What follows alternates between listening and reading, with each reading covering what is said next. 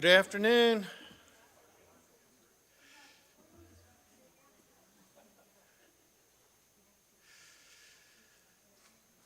Thank you to everyone for involved in providing that perfect lunch. It was just right. It's just what we needed. And we're looking forward to these afternoon sessions with Brother Jeff Miller from Apologetics Press. We appreciate his work and dedication in spending this weekend with us in this Christian Evidences seminar. So we'll go ahead and begin our afternoon and turn it over to Brother Jeff.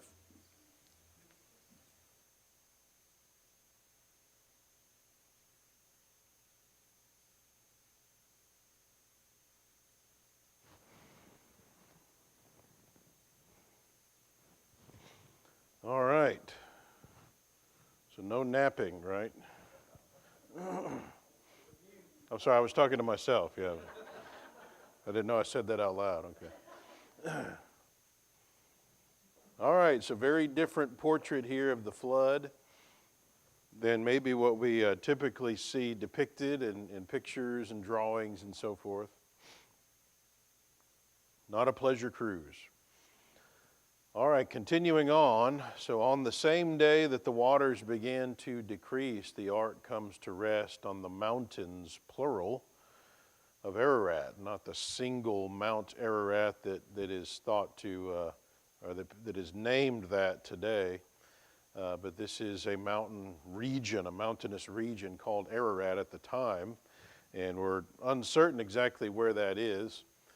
But the waters continued to recede for another 4 months, and during that period of recession, we know that the retreating waters would have catastrophically eroded a lot of the canyons that are in the earth today, though not all of them. Grand Canyon is thought to have come a little later.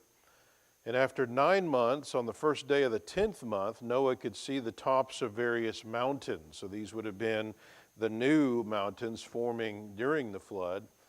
And then after another 40 days, he sends out a raven and a dove, waits another week, sends the dove out again. And after it returns, he waits another week, sends the dove out. The dove doesn't return. Waits another about a month, removes that awning, the covering, to see with the surface of the earth, see that it was dry.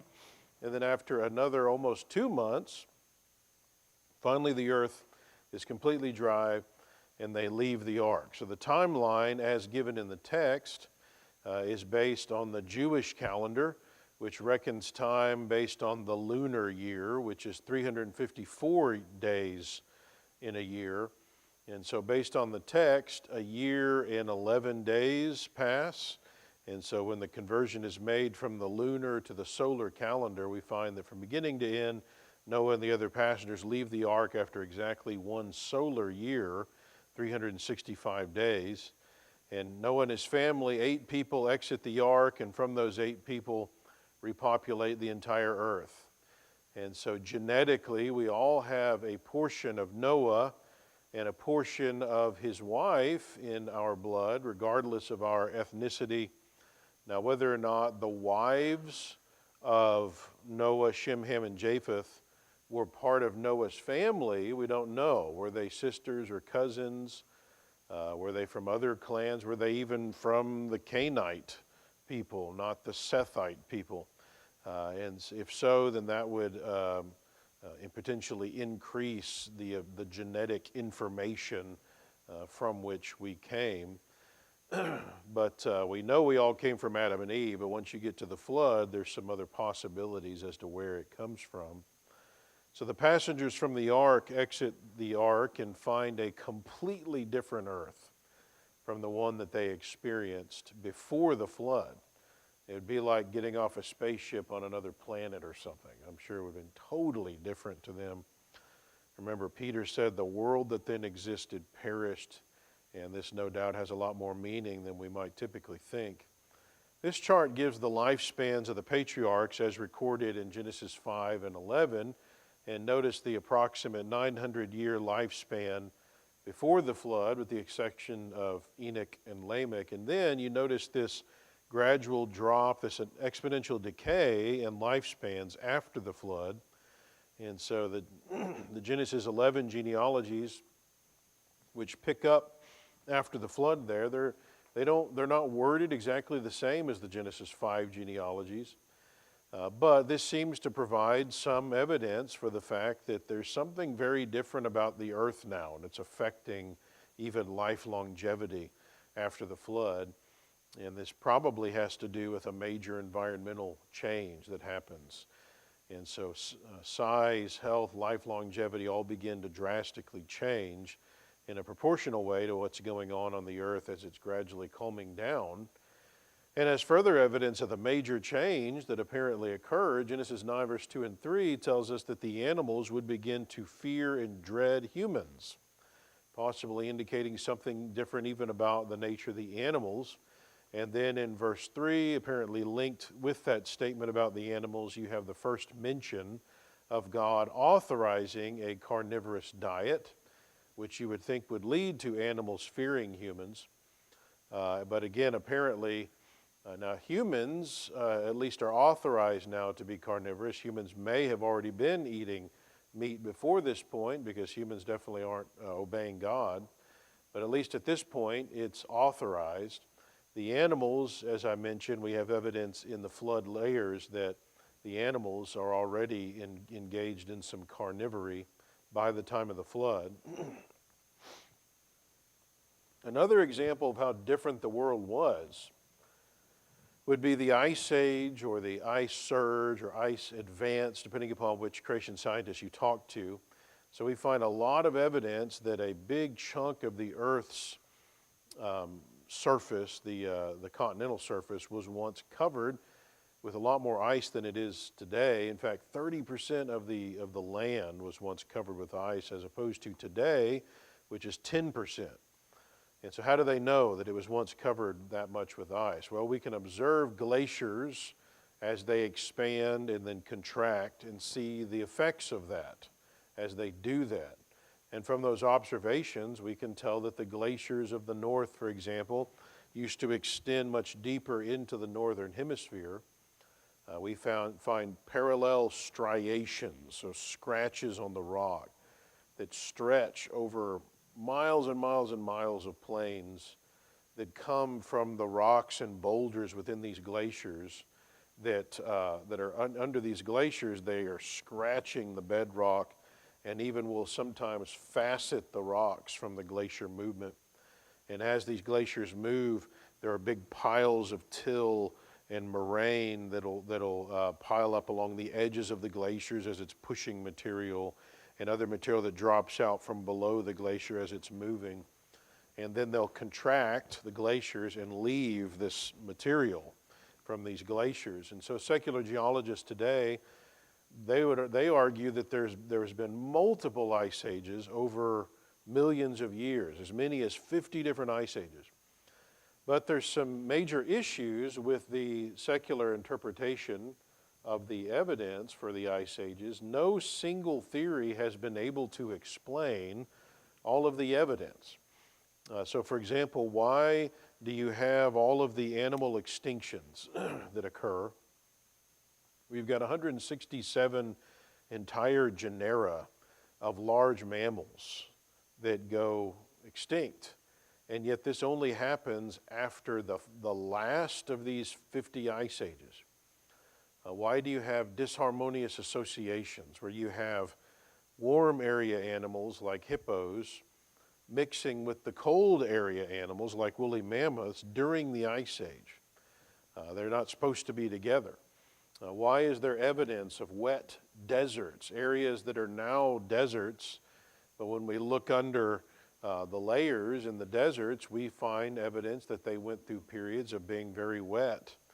And of course, the biggest issue that the secular guys have is there is no known natural mechanism to trigger a single ice age, much less multiple ice ages. So how do you even get one started from in the naturalistic model? Well, this is a place, once again, where creation science has provided a solid answer to these problems.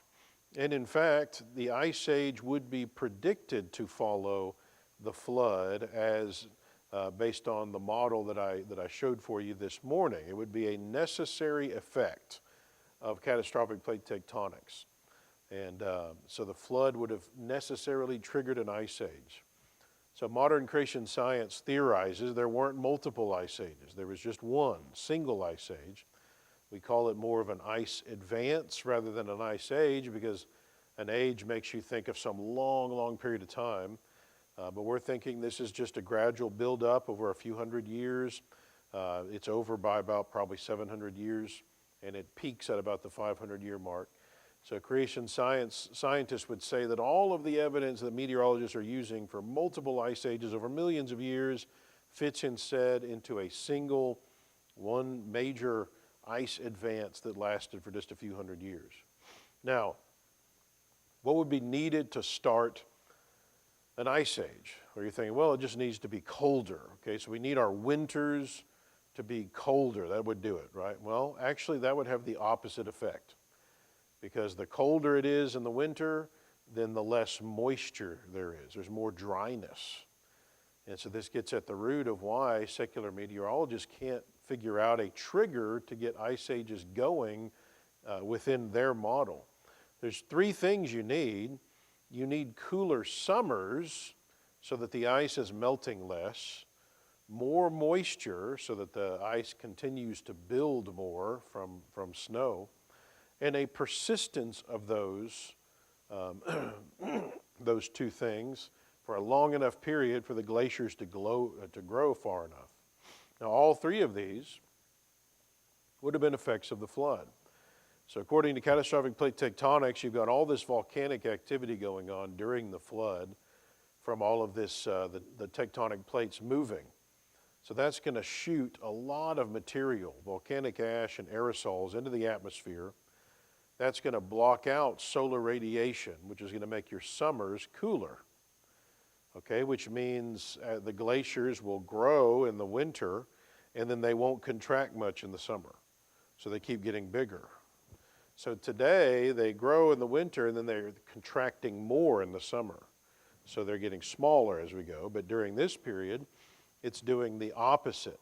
So you've got these waves going on. Also, the pre-flood environment is likely warmer, including the ocean.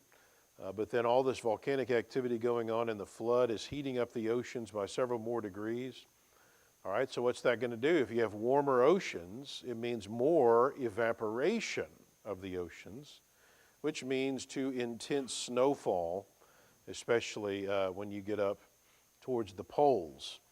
All right, so you've got, sure enough, more precipitation, and you've got cooler summers now. And then the last thing you need is the persistence of that. And those features are going to continue doing that. These circumstances will continue as long as you have this increased tectonic activity and volcanic activity going on during and then after the flood. It's still happening for a few decades. So the oceans would have continued providing significantly elevated evaporation for even centuries until the earth finally calms down, things move back towards an equilibrium state, at which time the ice would start to retreat, which is really what creation geologists think is still going on today, where basically the glaciers are still melting. We're still moving back towards possibly a pre-flood-like situation. And that really that may be what the whole global warming thing is about. There's really not a lot of doubt that the earth is getting warm. The creationists, what we're saying is, number one, we don't know how much humans are really a factor in that. And number two, even if we are, whether that's a bad thing, because we find more people dying from cold than heat every year. So why would it necessarily be a bad thing? But either way, creationists think we're moving back towards the pre-flood climate. That's kind of what we seem to be doing. So we are still recuperating from the flood, amazingly. Towards the end of this ice advance period, as the ice is retreating, you would have catastrophic melting that would be predicted to occur, leaving huge amounts of water in big lakes, ice age lakes. that are now even in deserts, which explains why you have past wet deserts. And as these lakes grow from the melting occurring, these natural dams that are holding the water in would breach, causing the rapid formation of canyons. And this is acknowledged to be the case even by secular scientists. This is something that happens during these ice ages. For example, they believe that there was a massive flood like this during one of the ice ages that was called the Lake Missoula flood, where one of these natural dams breached because of one of these ice age lakes, and it caused immense destruction, including a 50-mile long trench between 1 and 6 miles in width, with walls up to 900 feet carved out of solid rock, and that was just from one of these ice age lakes breaching. Geologists estimate that 10 cubic miles of basalt from this trench was eroded rapidly by catastrophic flooding from Lake Missoula. Grand Canyon is believed by creation geologists to have been formed in this way during the ice advance period as well. And so the evidence suggests that the layers that you see in Grand Canyon were likely formed in the flood, but then the breaching, the canyon erosion, would have occurred during the ice advance period. And again, during the flooded course I do with the teens, we get to go out there and even be in one of these lakes that we think breached to form the Grand Canyon later. Now, the creationist ice advance theory may or may not be true. This is a theory. This is an example of a theory. You don't read about the ice advance in the Bible. You get some clues about it, that it might be happening. But this is where creation science is valuable in filling in some of the details about what's going on after the flood that helps us make sense of the physical evidence. So this has great explanatory power where modern uniformitarian geology fails to explain the evidence. So we can explain why you have a huge number of animal extinctions that occurs only once. It's because all that evidence for the ice ages is really just one event. It's just one ice advance.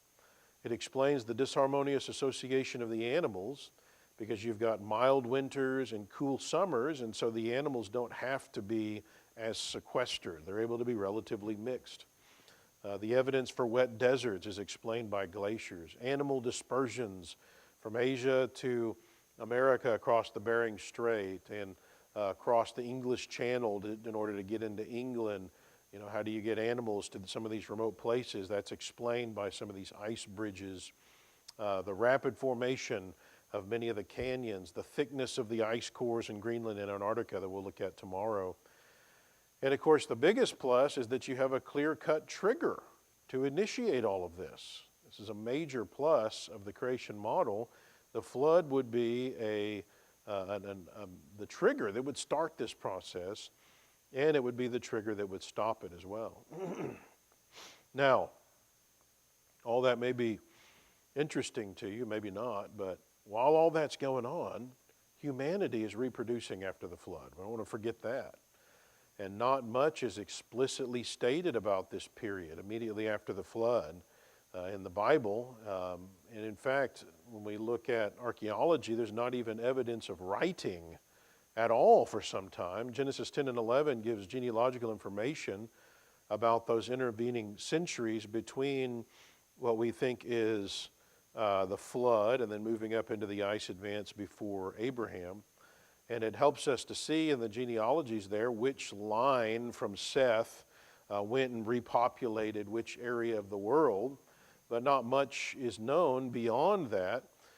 From Seth to Abram, you've got 10 generations. And once again, there isn't any evidence of gaps there either. Now that said, while there is no evidence of gaps in the genealogies in that lineup, it is true that Moses' terminology isn't the same as that in chapter 5. And whenever you look at all the evidence and weigh that, and we've got an article on this subject on our website, there's potentially room for an expansion of a few hundred years in the Genesis 11 genealogies but we can nail down a maximum on that, and we're not even talking about thousands, much less millions. But keep this in mind. When you stand back and look at the question of time in the genealogies, even if Genesis 11 allowed for millions of years worth of time to try to make it where the Bible can fit with geology, with modern secular geology, it still wouldn't allow the Bible to fit their timeline, their whole paradigm. Why? When you look at the actual fossil record as portrayed by the evolutionary model, guess where they argue humans show up on the timeline?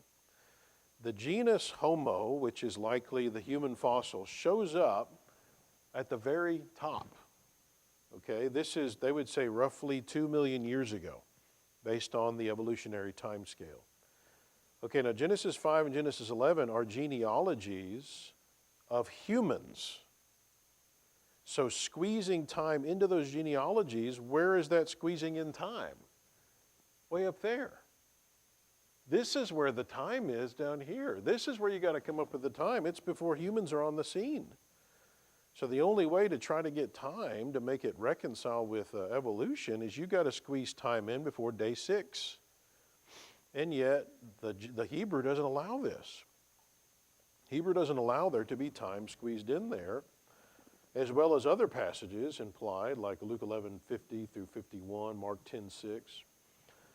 So squeezing in time is not going to help you, and you don't need time squeezed in there, because the arguments used to try to promote an old earth are all based on uniformitarian thinking, which can all be shown to be terrible assumptions. Now, how is this important from a scientific perspective now, this information? Well, the implication, the fact that we can't nail down exactly when the flood was because of the way of describing Genesis 10 and 11 there, the way that Moses gives these genealogies, it highlights we can't really know exactly when the flood was. So it could have been anywhere between 2350 and a few centuries before that. And so you'll usually hear creationists say the earth is 6 to 7 or 6 to 8,000 years old based on these genealogies. Now moving forward, we have Babel. And this is probably at the time of Peleg, based on Genesis 10:25.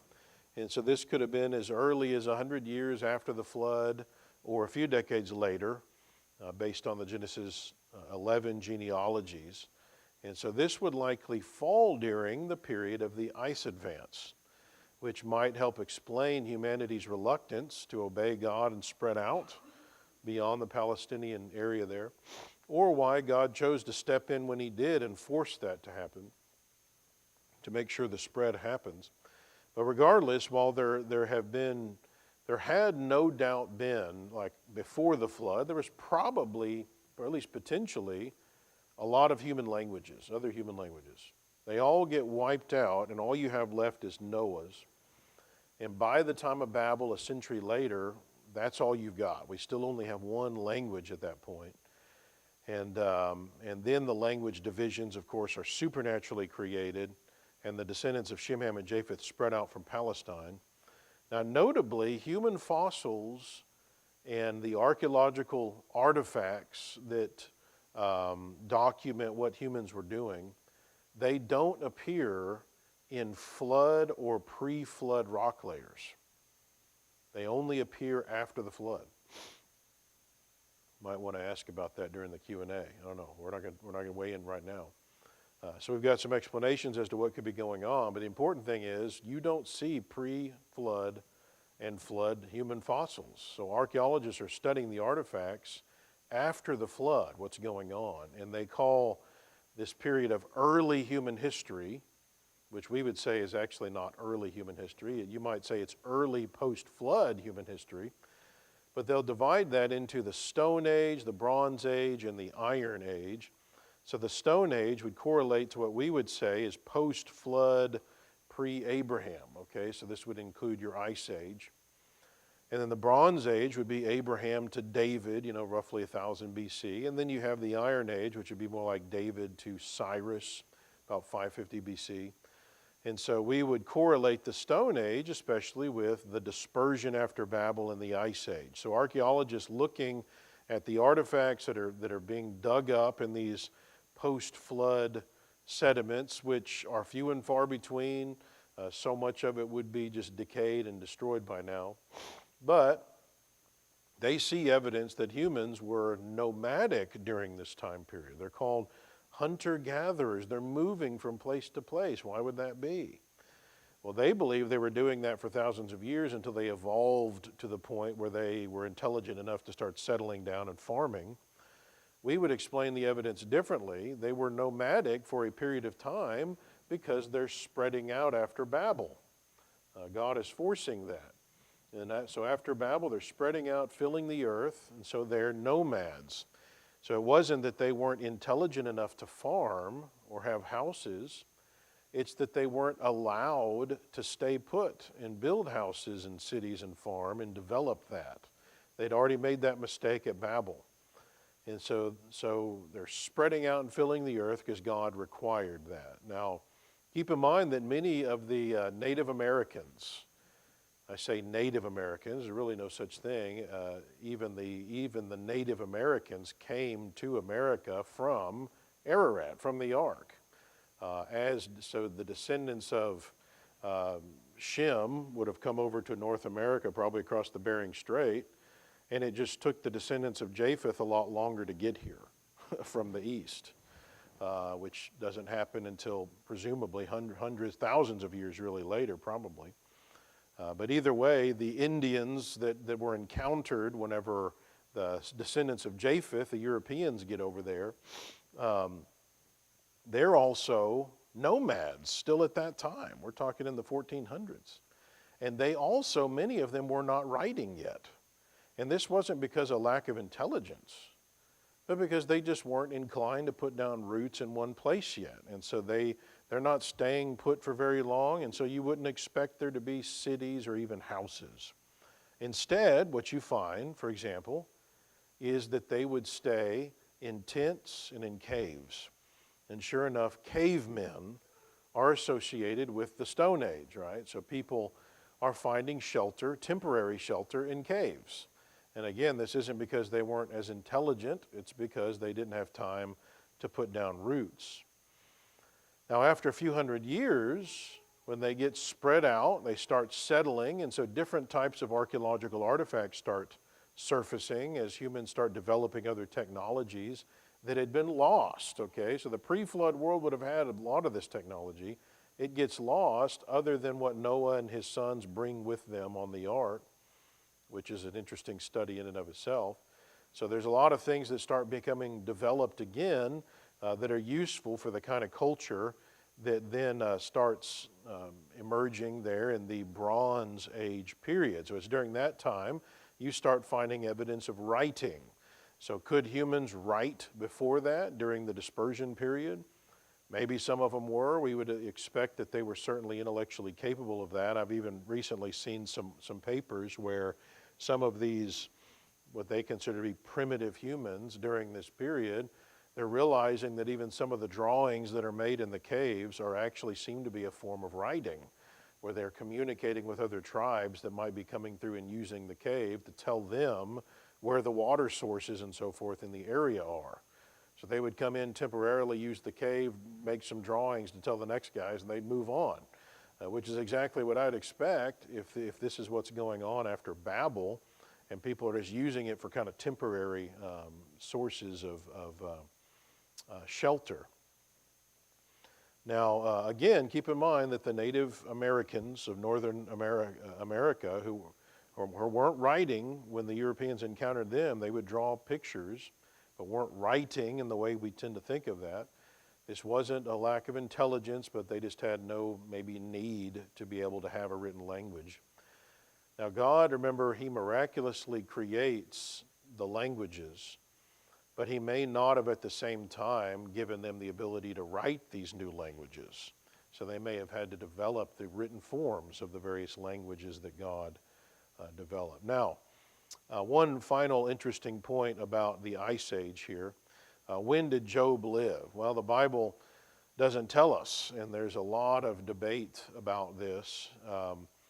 But there's some interesting things in the book that shed some light, I think, on this subject. Regardless of when the book is written, it seems to be describing an individual who lived after the flood, somewhere between there and about the time of Abraham. So, for example, a flood is mentioned by Eliphaz. Now, floods happen a lot, but I only know one that is directly mentioned as being a punishment for wiping out wicked men that is being alluded to here. That would suggest a post-flood date. Job 38:16, God highlights, remember, the recesses of the deep in the ocean, which seems to refer to the deep sea trenches, which don't form until the flood, according to creation geologists. Also, the text doesn't specifically reveal Job's age when he died. Job 42:16 tells us that he lived 140 years after the events that are described in the book.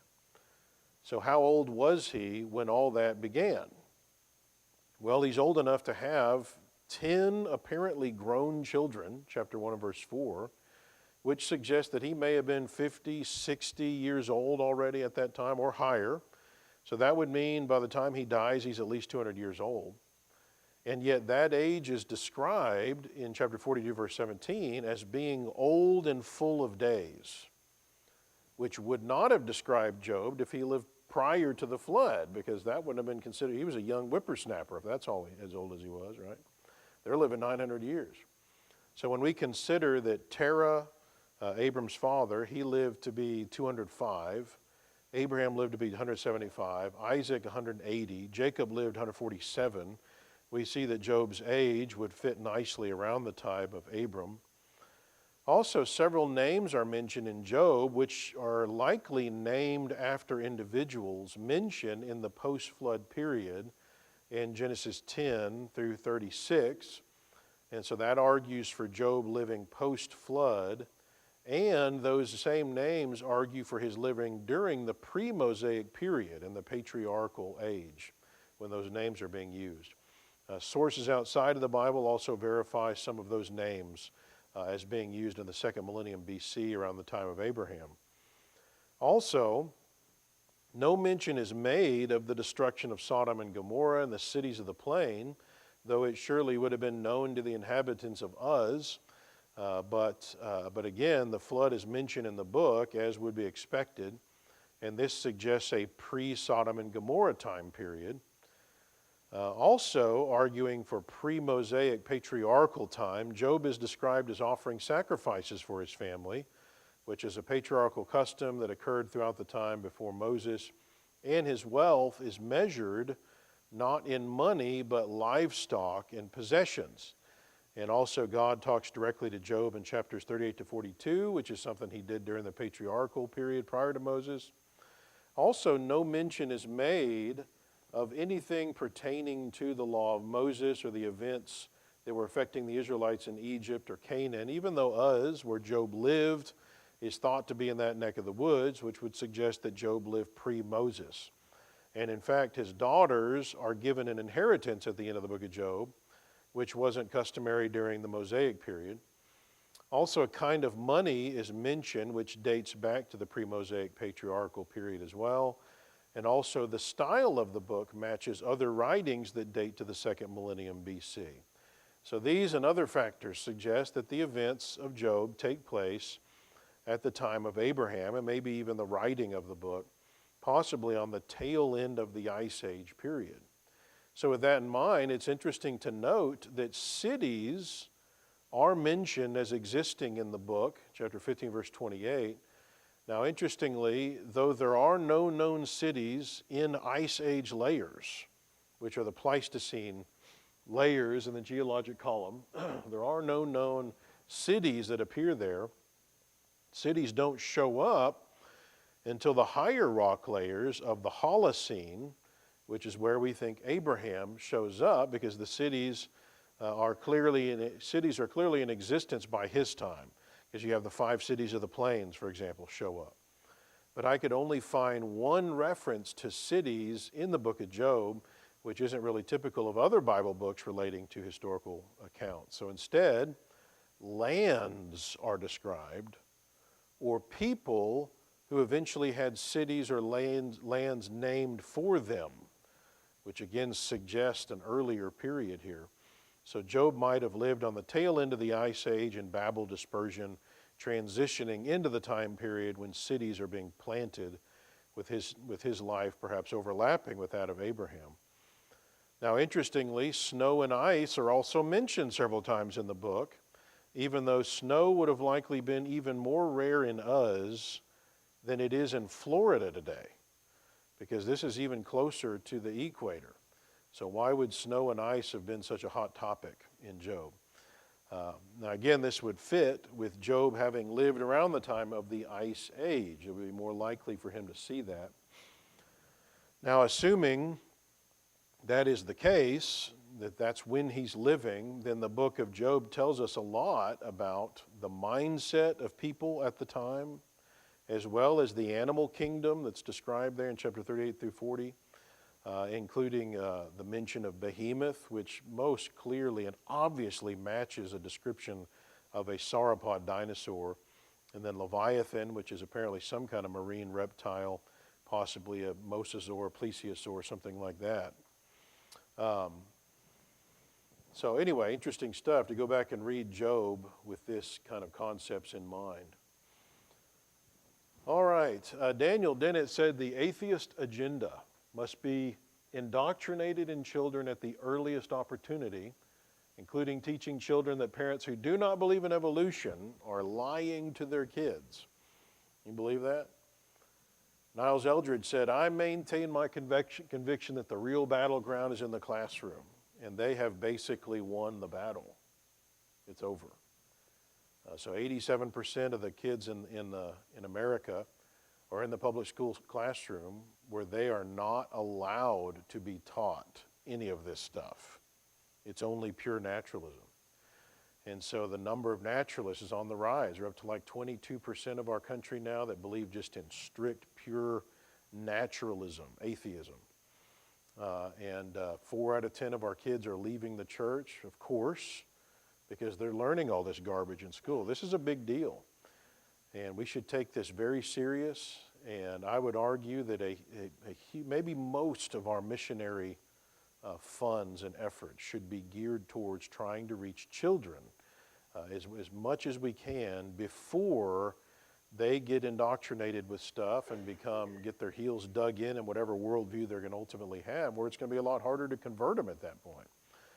So we've got a lot of materials at AP that I want you to be aware of, that the goal is to try to help you do that.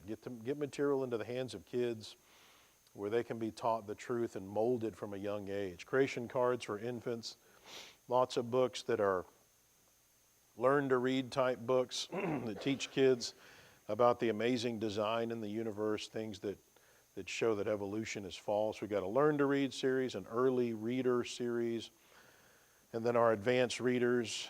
So, Dick and Jane, Dr. Seuss, these can be fine, but wouldn't it make sense to teach kids using books that have more significant implications and more important materials that they need to be learning about?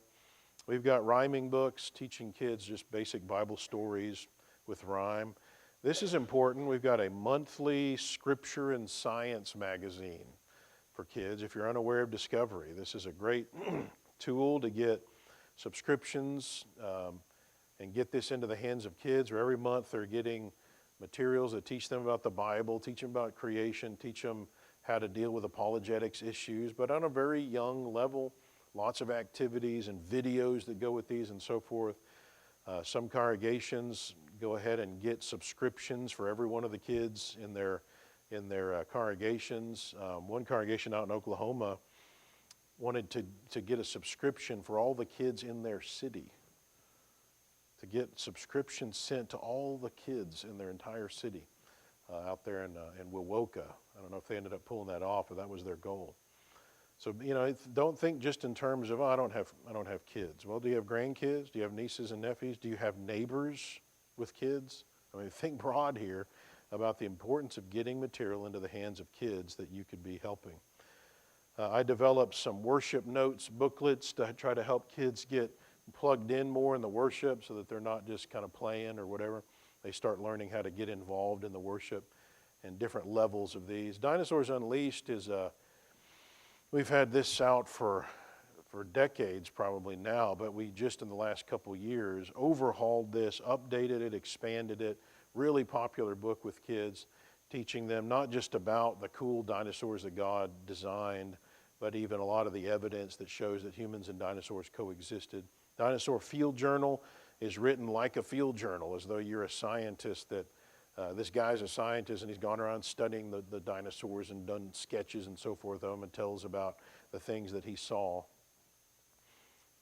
Pictures speak 1,000 words, and evolutionists have had a monopoly on dinosaur images. Dinosaurs are like the poster child of evolution, and so kids that really eat up dinosaurs, a lot of times they also will be believers in evolution because the two have always gone hand in hand. Like it would be hard for you to probably picture in your mind dinosaurs and it not be from the evolutionary perspective. The environment that you see the dinosaurs in, for example, where there's maybe volcanoes going off, and you're not going to see the dinosaurs, say, alongside a bear or something. That would be weird and hokey.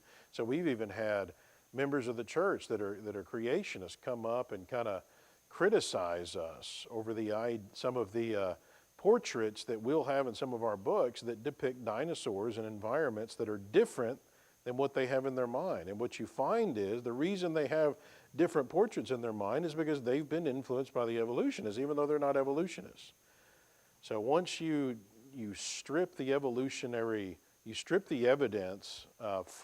pull the evidence out of the evolutionary model and then put it into our own model, things look very different. Why do they have the dinosaurs, for example, only among other dinosaurs and certain other creatures, but no larger mammals? And why do they have volcanoes in the background?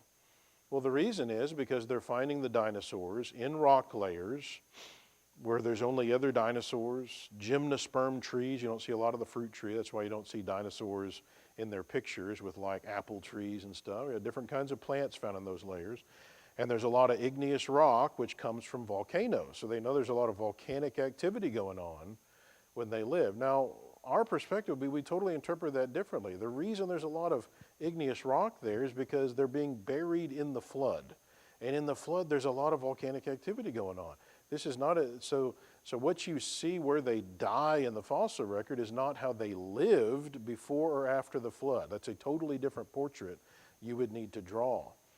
So we decided we need to start getting some images that teach the truth on this from the biblical perspective, where you get some better ideas, for example, of what life would have been like after the flood with human and dinosaur interactions. And we've put these in our books over the years, and now we have them also as posters where kids can have these in their rooms, or you can have them in classrooms and so forth. One guy came up to me and said that he has it in his office at work. He has one of these dinosaur posters posted there, and he's had more religious discussions, he said, because of that poster being in his office than anything else. We got a lot of other classroom posters available as well. This one is 8-foot long timeline of world history that I wrote years ago, and finally when we hired Jeremy Pate, he actually came in and laid this thing out for us. So a really long timeline of world history that shows where the various important events of the Bible fit in there, the various books of the Bible, and where various prophets and so forth, and important things from secular history, as well as the history of the church and how it ultimately explodes into the Protestant movement and so forth, and you see how the various denominations came about. Also have books that are teaching kids, again, from a young age, the evidence where they can know that God exists and that the Bible is His Word.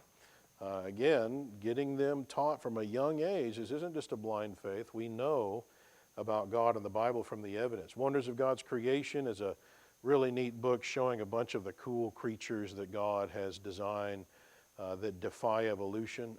Does God Like to Paint is a book about the cosmos, the planets, and so forth, space, written by Branyan May and Alana May, astrophysicists, members of the church, Branyan may be the only PhD astrophysicist in the history of the church, for all I know. And imagine being their children sitting around the table trying to eat. And I would think you would hate stars after a while. Their conversation is probably very... Anyway, but this is a cool book from these two Brotherhood astrophysicists on space. Truth Be Told is written kind of like a textbook to prepare students as they enter into those middle school and junior high years for the kind of things they're going to be learning in school about evolution and the age of the earth and uniformitarianism, all those kinds of things. So these books were written by studying the textbooks that those students will be reading and studying. And then this is a response to those, teaching them the truth about creation, evolution, and so forth. This is my book, Flooded, which I wrote on really about a 9th grade level. It's not written real technical and lots of images and pictures and so forth, but this is what we use. By the way, this covers so much of what I've gone through in this session and the previous session and the sessions after this. Covers a lot of this and a lot more in a very succinct way. And this is the textbook that we use whenever I bring the students out to Arizona for this course that we do out there. Hopefully we'll keep doing this every year, and I'm hoping to offer other sessions of this as well for other kids. And also be aware that with this book, there is a website that goes with this that has videos and charts and all kinds of stuff that make it easier to teach this material as a parent or teacher. And then we have materials for teenagers. Out with Doubt has kind of been our original survey of Christian evidences for teens, used in a lot of the teenage classes and so Bible classes. This is the sequel, A Matter of Fact. Always Be Ready is probably one of my top 5 favorite books at AP that very succinctly deals with the main arguments atheists are using against the God of the Bible. So this is kind of a summarized teen version of that book I highlighted, A Christian's Guide to Refuting Modern Atheism. This is kind of the teen version of that. And we last year finished up this series, the Defender series, that goes over for teenagers the existence of God, inspiration of the Bible, deity of Christ, and then just apologetics in general. And so 4 books in this series with videos that go with those and so forth, so be aware of that. When I've taught teens over the years doing youth ministry in Texas and the teenage class I do now at Panama Street, I also have a kids class that I do where we work on memory work. And the memory work I selected are verses that I feel like youth need to know about when they're going to go talk to their friends about various things. So when they get to the teenage class, they go through these books that teach them how those verses are useful in evangelism. This is Dating Without Detonating. One of the things that alarmed me when I was doing youth work in Texas was how many of the youth were falling away or making really life-changing decisions and getting spiritual scars by how they carry out the dating process, their romance and so forth, the decisions they were making. So I finally just wrote a book on the subject to kind of prepare them to do that in a good way. Helpful Tools as You Begin Building Your Christian Life is a booklet for new Christians and teens, giving them some basic ideas about what their responsibilities are as a Christian, the kind of materials that would be good for them to have in their library, principles for how to make sure they're correctly interpreting the Bible as they're reading it and studying that. So good tools for new Christians. Also have other materials for teens like our Valor and Virtue magazines, various t-shirts as well. Beware also of our Flood VBS, and as well as our Fearless VBS, which was the second one. This one is on the book of Acts and the apologists of Acts. Operation Creation is our one refuting evolution. And then the one that we put out this year, I guess, was on the deity of Christ. I don't even have a picture of that one up there. We have a free Bible class curriculum if you're unaware of that. And Advanced Bible Readers, also free, is a way to encourage kids to be reading the Bible and our other apologetics materials where they can read sections of the Bible and take quizzes on this site and grade them. It'll grade them and so forth. They'll be able to compare their points to other people. in the world. All right. Now, wrapping up this session. So consider once again the flood. Isn't it amazing what we can learn about this event from science? You know, I think it's fascinating stuff. It's kind of fun and interesting to me, but it's alarming because remember, God didn't want the flood forgotten about. That was important to him. He likely executed, on the low end, 215 million people. And it wasn't just by drowning. If you think about now the model I've laid out for you here, in some cases we're talking crushing, burning, mutilation, melting, poisoning, dismemberment, disintegration, like my dinosaur excavation in Wyoming.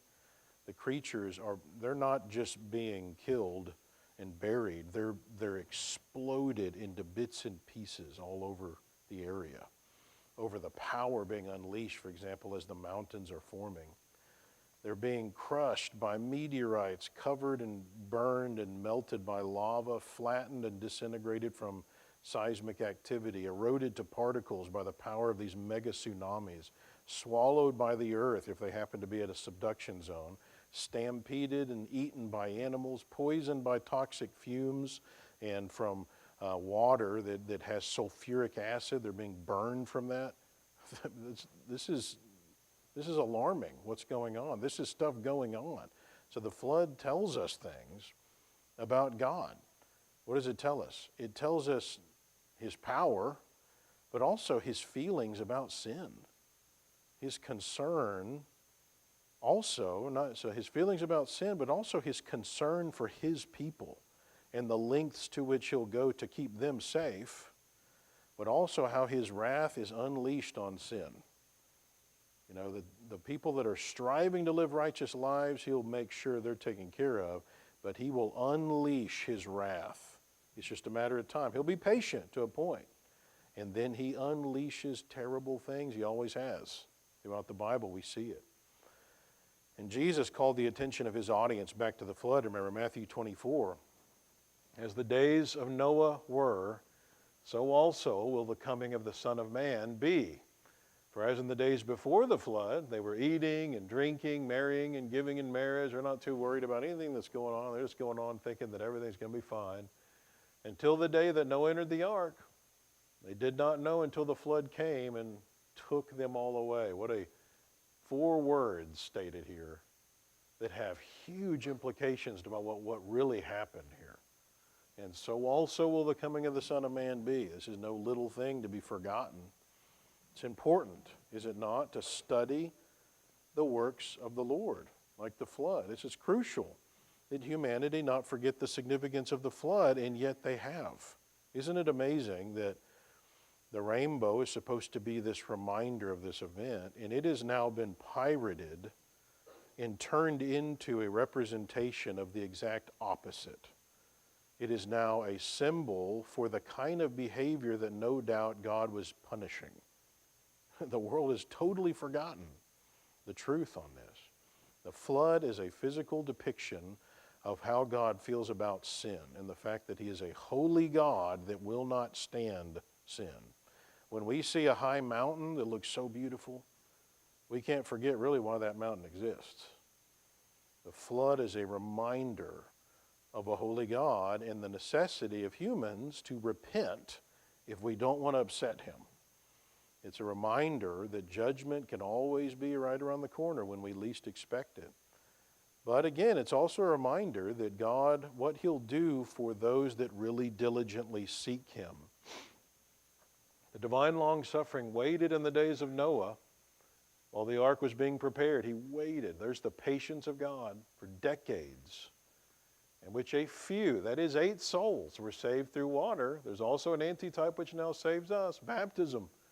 Not the removal of the filth of the flesh, the answer of a good conscience toward God through the resurrection of Jesus Christ. The bulk of the world around us says, no, I don't accept that. I'm just sorry, God. I don't want to have to do something. I don't think I should have to do anything. Well, I'm sorry. The Bible's clear on this. The Bible's clear on what you're supposed to do. You got to imagine people in Noah's day, They had the same mentality. It's not like humans have changed. No, I hear what you're saying, but I just really don't accept that. That's the way humans have always been. And it's always only a few people that are really willing to accept it and do what he says they've got to do. The flood is a reminder that those people that really are willing to put themselves aside and do what he says, those people, he'll go out of his way to save them. But the others better beware. The end is always around the corner. Hopefully you have enjoyed this journey through the creation model. In our next session, we want to start looking at why this is so important to know this. It helps to prepare us to be able to defend the truth in a lot of other ways. All right, so Jason, I know we're probably way ahead of schedule here, right?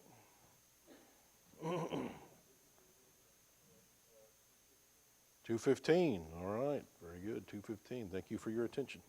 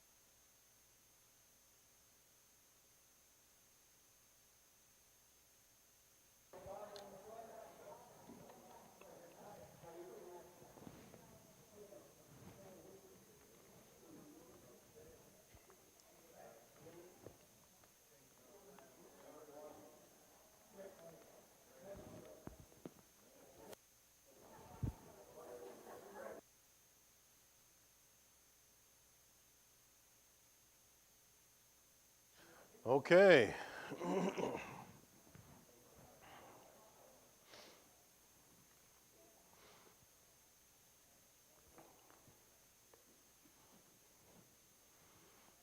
Appreciate you sticking with us. A lot of material in a short amount of time. It's kind of exhausting on the brain, isn't it? All right. I need his brain because I'm exhausted, I tell you.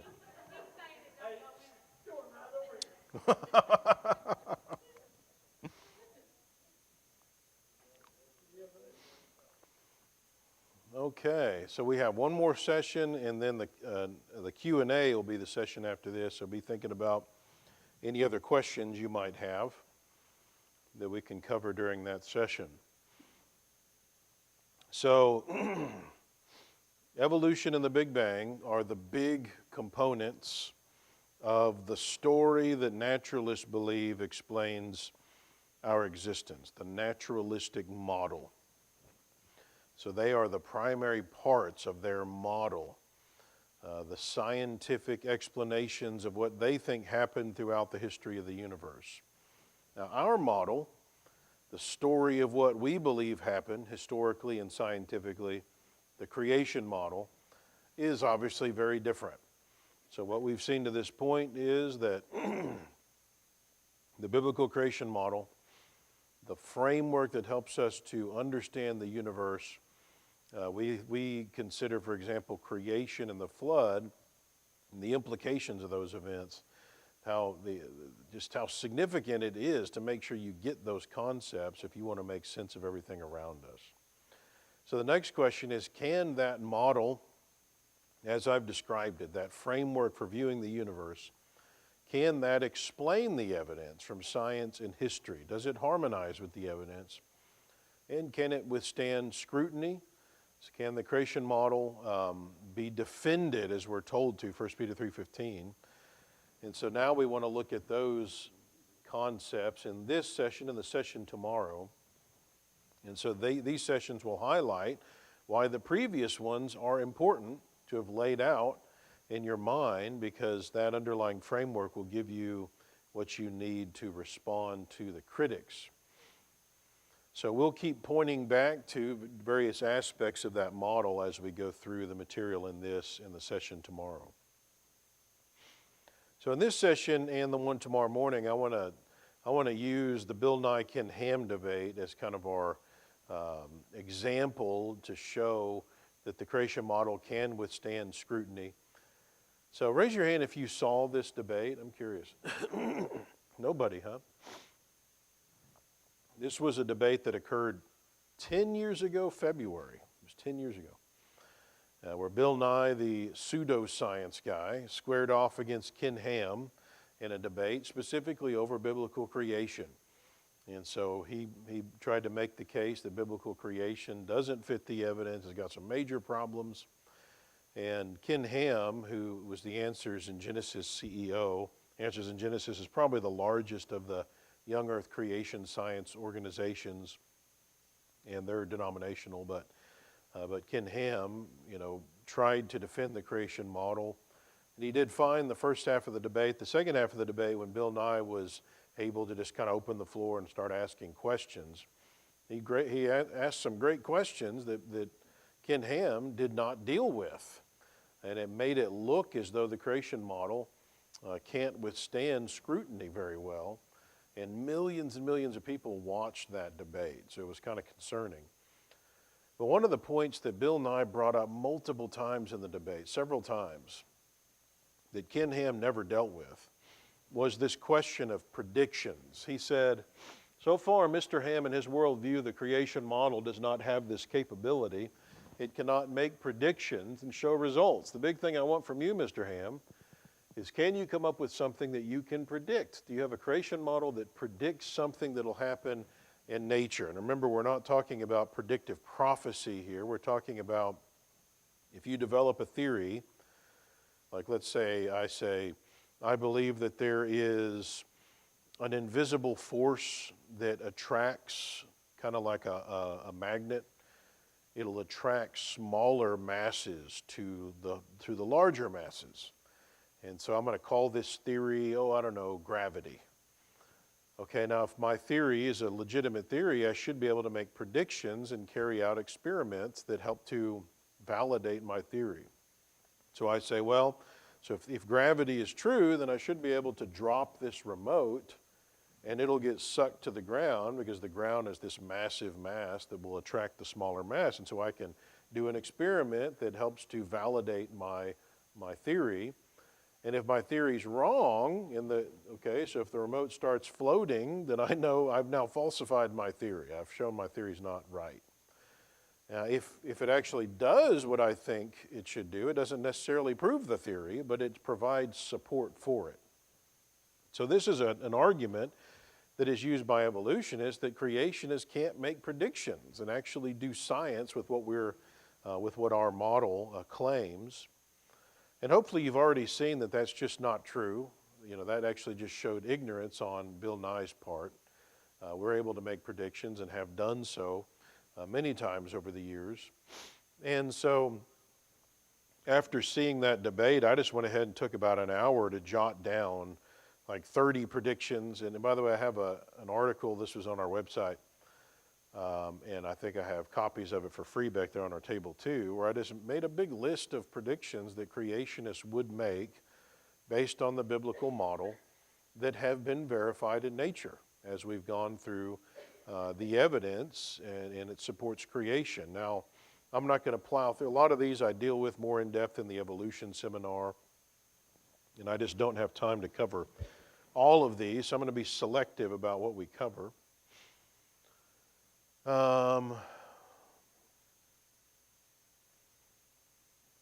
Number 11, so I cover some of these in a Dinosaur Day event that I do for teenagers, where we look at the archaeological, historical, and biblical evidence of the coexistence of humans and dinosaurs. We have the book, The Dinosaur Delusion, as well on that. Let's start with number 12. If the earth is relatively young and humans lived alongside dinosaurs, we would predict that there'd be evidence that the dinosaurs were around in the not too distant past, not millions of years ago, but on the order of thousands of years ago at most. Well, interestingly, in the past decade or so, there has been a powerful evidence that has come to light that has been verifying this prediction. Scientists have been cracking open dinosaur fossils that are supposed to be 65 to 250 million years old, and finding collagen, blood vessels with red blood cells still intact, soft, stretchy, flexible tissue that once they would stretch it and let it go, it would pop back to its original shape. And they found it in T-Rex, hadrosaurs, mosasaurs, psittacosaurus fossils, material that should have long ago decayed if evolution and an old Earth are true. Now, the lady that originally discovered this, her name was Mary Schweitzer. She's an evolutionist, and it's been some time, I forgot when it was, that she originally discovered this in T-Rex and then published it. So the evolutionary community attacked her. No way, you've got some contamination going on. There's no way you got soft tissue. This stuff's at least 65 million years old. So she's like, all right, fair enough. She goes back and tries again, is even more meticulous to make sure that her results are valid. And she comes back with the same thing. So then others, they start cracking open their dinosaur fossils. And everybody's finding the same thing. That it's now a ton of these species that have been found, and now it's even outside of the dinosaurs. They're finding it in the marine reptiles, and they're finding it in the pterosaurs, the flying reptiles, that all have this soft, stretchy tissue in there. Now, hemoglobin and collagen could last undecayed for, theoretically, thousands of years if kept in cool, dry, sterile environments, which is not where we're finding these fossils. But even under those conditions, you don't expect millions of years. And also, based on this find, it should come as no surprise that C14 is being discovered in dinosaur fossils. And C14, so whenever something dies, an organic, like say a bone or something, or tissue, there's C14 in it that will start decaying into nitrogen 14. and half of the original C14 will convert into nitrogen-14 at 5,730 years, given today's decay rate, which, keeping in mind, we would say the decay rates were accelerated during the flood and afterwards for a period of time. But even given today's decay rate, 5,730 years, after that much time, there should be 50% of the original C14 left. And then after another 5,730 years, half of that's left. Now you're down to a quarter of the original C14. Another 5,730 years, you're now down to an eighth. Another 5,730 years, you're down to a 16th, and you keep doing that. Once you get to about 50,000 years old on something, the amount of C14 is so small that we don't have the technology to detect it anymore. Which means if you find something that has C14, it's not even that old. It can't be even 50,000 years old based on our technology. And again, that's even assuming, using their assumptions, but even using their own assumptions, if you find C14 in a dinosaur fossil, it's a problem because those are over 65 million years old, and you can only detect C14 to 50,000 years. See the problem? There's more than just the dinosaur fossils. We're finding C14 and stuff even deeper in the rock layers, going on down into the Paleozoic rocks as well. So this verifies creationist predictions. Number 13, if the earth is relatively young, we predict that those geologic processes that are assumed to take eons of time, like petrification, will actually be found to be able to occur rapidly, and we've been seeing this for decades now. So scientists have discovered that whenever you have catastrophic conditions, it will affect the decay rates and the processes like petrification.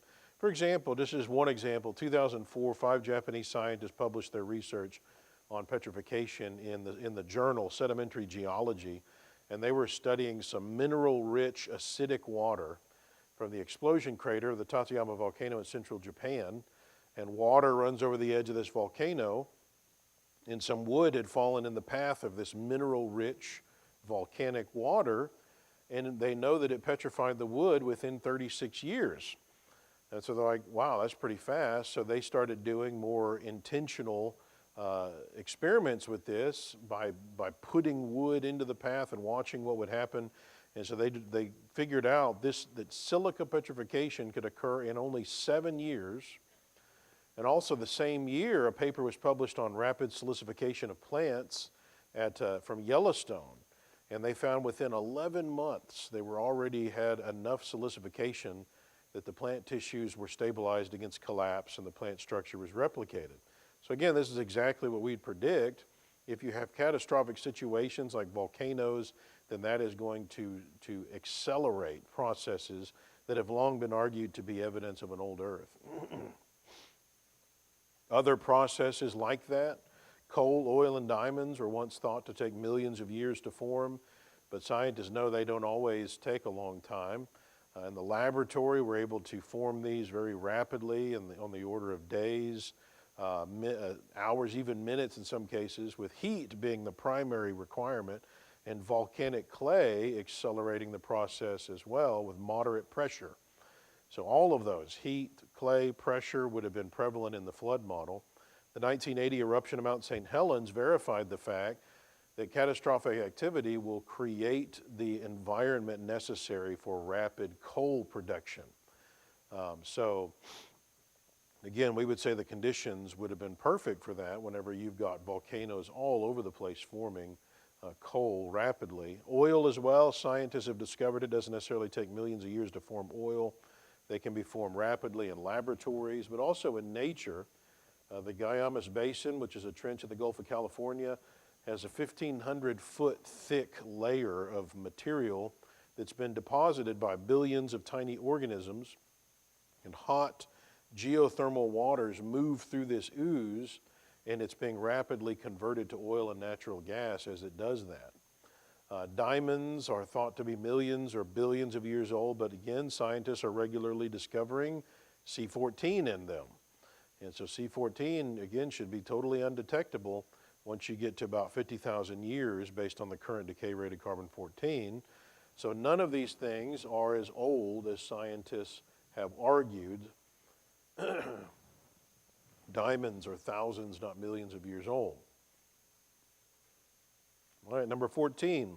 If the earth is relatively young, then we would predict that to find evidence that would indicate that the layers of the geologic column can form rapidly.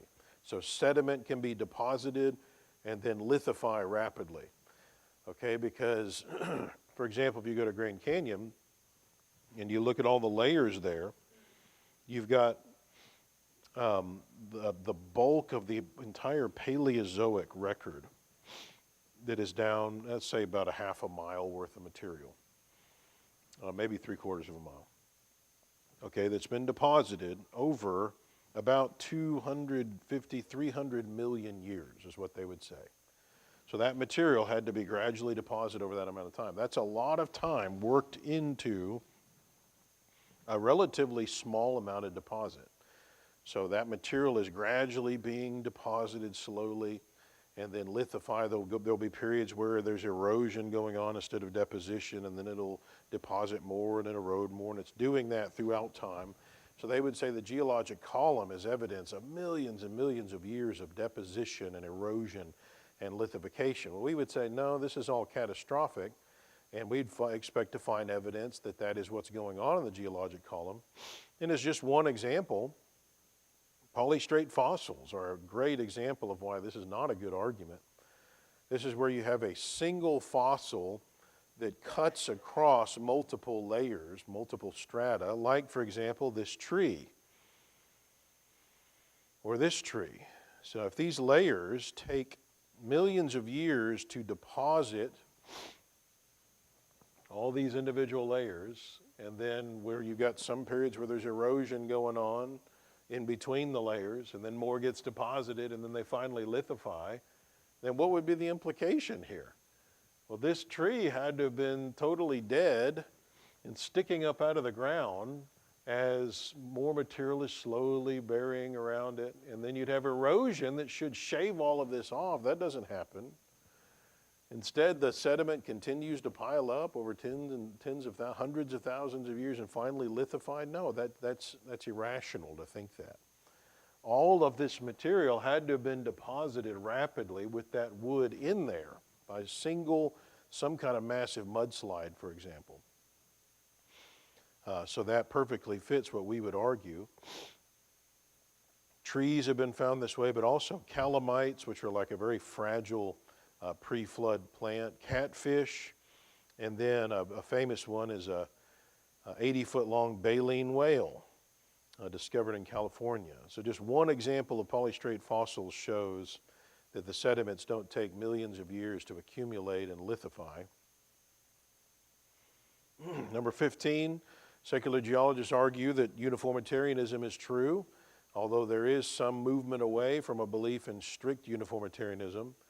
But every evolutionary dating method that I've ever seen is based on that assumption.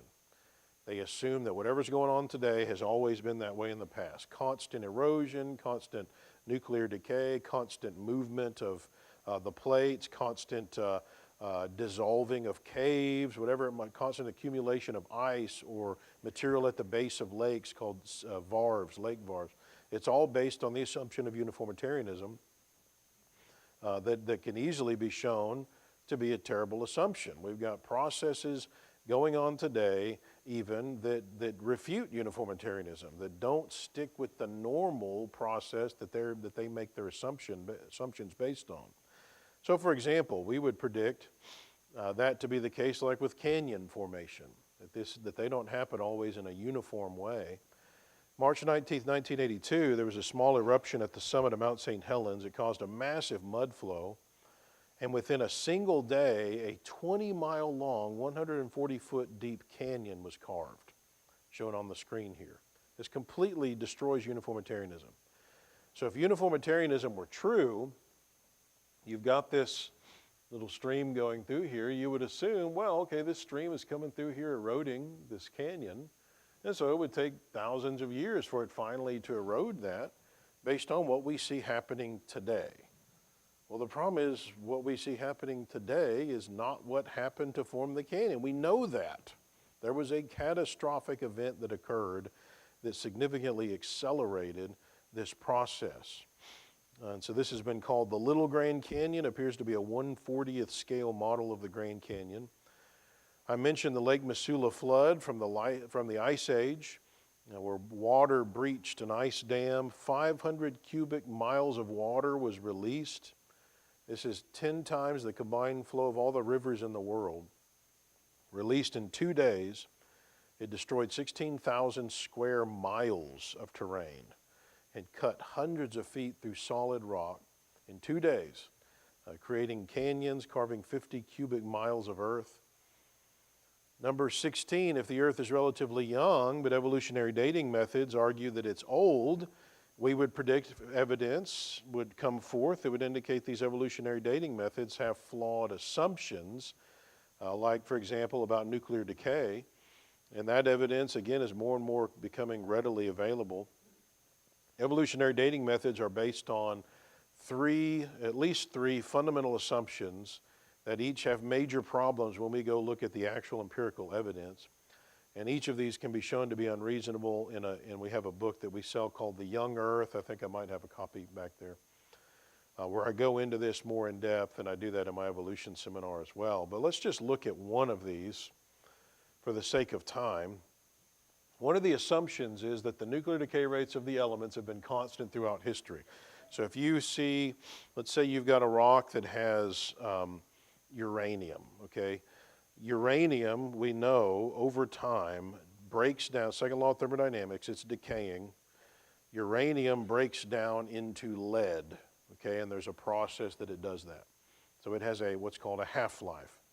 So if you find a rock that is half uranium, half lead, you know that it's gone through one half-life. That's what they would say. So whatever the half-life of uranium is, which I forget, it's millions and millions of years. So they'll find a rock and they say, oh, okay, if there's half lead here, half uranium, this is X number of millions of years old. In order to get you back to complete 100% uranium, that's how much time would have to pass. But notice there's assumptions there. One of them being that uranium decays into lead at a constant rate throughout time. All right, they're assuming that the decay rate of uranium has always been constant. Well, we now know that's a bad assumption. For example, in 2009, the European Organization for Nuclear Research, the CERN, these are the guys that have the Large Hadron Collider that discovered the Higgs boson particle, the God particle. Anybody remember that headline years ago? So they announced research that indicated that the nuclear decay rates are not, in fact, always constant. What they found is if you have water, thorium-228 is in water with ultrasonic cavitation, that will increase the decay rate by a factor of 10,000. It's a very unique condition. If you have water with ultrasonic cavitation, basically if you have the flood, it accelerates the decay of thorium-228 by a factor of 10,000. That means it's going to make something look way older than it really is. In 2010, Purdue released some evidence that indicates that what's going on the sun, the inner workings of the sun, when different things happen on the sun, it's affecting the decay rates on Earth. So this is huge. I mean, what this means is that the decay rates have not necessarily always been constant. There are conditions that can affect the decay rates here and make things look much older than they really do appear. So creationists predicted this would be the case. Creationists have done our own study, by the way, that shows evidence that the nuclear decay rates have not always been constant. And it was in the RATE project that's actually the book Thousands Not Billions that I have back there summarizes the efforts that they went through in that study to show that the nuclear decay rates have not remained constant. Number 17, if the Bible indicates that the earth is relatively young, then the creation model would predict that evidence of that claim would surface. Okay, now, as I said, we also would argue for a mature earth, so in some cases things are going to look old. But sometimes we can nail down evidence that indicates, okay, this can't be as old as they're saying it is. Like, for example, lunar recession, okay? We know the moon is moving away from the earth. It's centimeters per year, 4 centimeters per year at present. But we also know that that recession rate is not, it's not linear. So in other words, when it was closer to the earth, the recession was faster, and it has since slowed down as it's moved further and further away from the earth. So based on the equation that describes this recession rate, scientists can calculate where the moon would have been relative to the earth at different times in the past. And so we know, for example, 6,000 years ago, based on this equation, the moon would have been about 800 feet closer to the earth today, or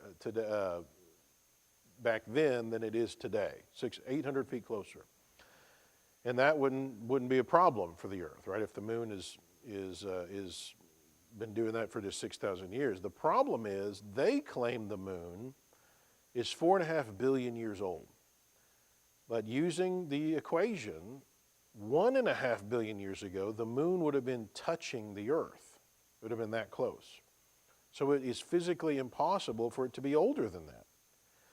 So what would they have to do in response? Well, they would have to say that the recession rate must have been different in the past. In other words, they have to give up on uniformitarianism, which is our point. Uniformitarianism is a terrible assumption, and yet all of their dating methods are based on this. If you eliminate uniformitarianism, you eliminate all of the evidence for an old universe. Without the uniformitarian assumption in place, the evidence for an old universe disappears. How about population statistics? Evolutionists argue humans have been on the earth for 2 to 3 million years, okay? But using statistical equations, we can get an estimate of how many people should be on the earth if that were true. And given conservative estimates accounting for disease, war, famine, and so forth, and assuming humans have only been on the earth 1 million instead of 2 to 3 million years, there should be 10 to the 2,000th power people on the earth today. Okay, now that probably doesn't mean much to you. That's a big number. Okay, so to try to grasp this number, if the known universe was 28 billion light years in diameter, okay, and it's technically, they're arguing now that it's bigger than that, but let's just stick with 28 billion light years, that's big. If you took miniature humans 3 feet tall with narrow shoulders and packed them into the universe like sardines, you could squeeze 10 to the 82nd power people into the whole universe. That's it. So notice that leaves a few more humans. In fact, enough humans to pack 10 to the 1,918 other universes with people. And that's just humans being around for 1 million years, not 2 to 3 million years. Okay, so they would have to say, well, you know, people would start dying off from a lack of resources. So all those extra people would die off somewhere around 50 billion people, which is what they think the Earth's capacity would be. Okay, then make predictions. Okay, if that's true, there should be evidence that the Earth's capacity has been reached many times over the years. Therefore, there would be billions upon billions of hominid fossils proving that. But not only is there no such evidence of that, in fact, the evolutionists themselves acknowledge there are enough hominid fossils to fill up one coffin that they've been able to find. So it just doesn't fit. The evidence doesn't fit what you need for evolution to be true. Now, interestingly, if we take the same equation and adjust it based on our model, we would argue that about 4,350 years ago, 6 people, not including Noah and his wife, began to repopulate the earth. And if that was the case, then 6.7 to 8.1 billion people on the planet should be in existence today, which of course is very close to what we actually see. Another example, scientists have been measuring the Earth's magnetic field with precision since 1835 and determined that the Earth's magnetic field is decaying, and in fact it has a half-life of about 1,100 years.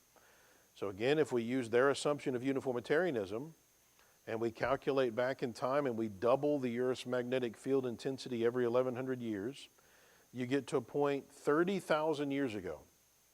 when the Earth's magnetic field would have been so intense that the Earth's field would have been comparable to that of a neutron star, that would create so much heat that it would have been catastrophic to the Earth. Earth's internal structure probably couldn't have even sustained the heat. It'd be impossible for life to even exist 30,000 years ago, and yet evolutionists say that life has been around not 30,000 years, but 3.8 billion years. Okay, so if the Earth is as young as we claim it is, this isn't a problem. So several techniques like this are available that show either uniformitarianism is just flat out wrong and can't be trusted, or the Earth and the universe are actually young. So which one is it? Either one of them is what we'd predict. We'd say uniformitarianism is wrong and the Earth is young. So notice these techniques don't actually prove a young Earth. That's not the point. They really show that uniformitarianism is inconsistent. This is not a good assumption. We would say you can't use uniformitarianism. We believe in catastrophic things in the past that would significantly alter any of these dating methods. Number 18, evolution predicts that life has evolved into more complex forms and intelligence has gradually increased over time, starting with the single-celled organism and ending with the state of intelligence that humans enjoy. And so ancient man is depicted as dumb cavemen grunting and beating things with clubs, which we kind of still do that today, but incapable of intelligent thought and only developing more sophisticated technology as our brains got to this point that it would allow us to. The creation model really would predict the opposite, that God made man fully formed and perfect, and his brain and genes were in pristine condition without any genetic defect and mutation, and he's living for long periods of time. The ability to think and reason probably exceeded our own. Man before the flood could have been capable of amazing things with the long lifespan that they had.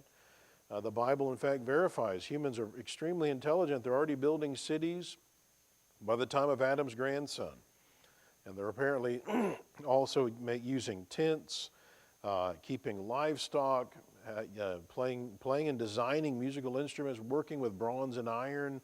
These are practices thought to have taken humans hundreds of thousands of years to develop, and yet they're already in existence there in the pre-flood period, according to Genesis 4.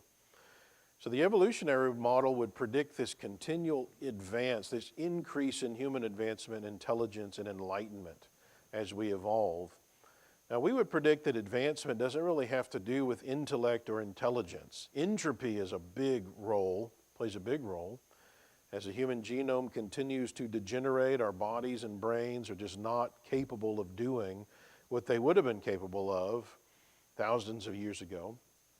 And so we'd predict a gradual decline in some ways. But also, number two, we would predict that human advancement has to do with the state of a society, the decisions its leaders are making, whether that society is creating an atmosphere that encourages us to learn and research and explore and giving us the freedom to exercise our God-given talents the way God wants us to. And of course, whether or not that society is behaving in a way that causes God to grant it providential blessings. We would say those things are important. And so we'd expect advancement to be up and down depending upon the state of that society. And of course, when a society collapses, we'd expect much of that advancement that they had made to just come to a screeching halt and sometimes just totally disappear. And sure enough, the more archaeologists dig around, they'll uncover these societies that they didn't even know existed. And on top of those societies, there are third world countries living.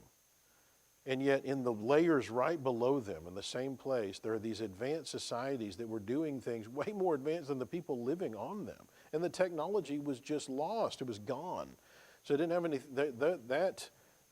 they didn't evolve in their intelligence and enlightenment. It was wiped out and they started over again.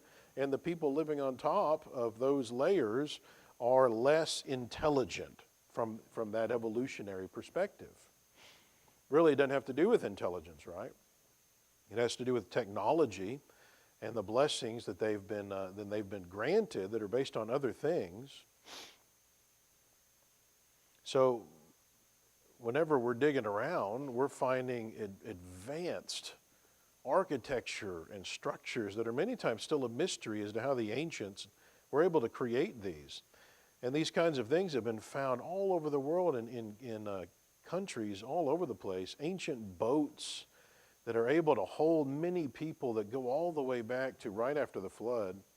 Precise maps, advanced astronomy, even though they didn't even have the tools, the technology we have today, and yet they're accurately recording the motion of the stars and so forth. Advanced chemistry and hydraulic engineering and weaponry.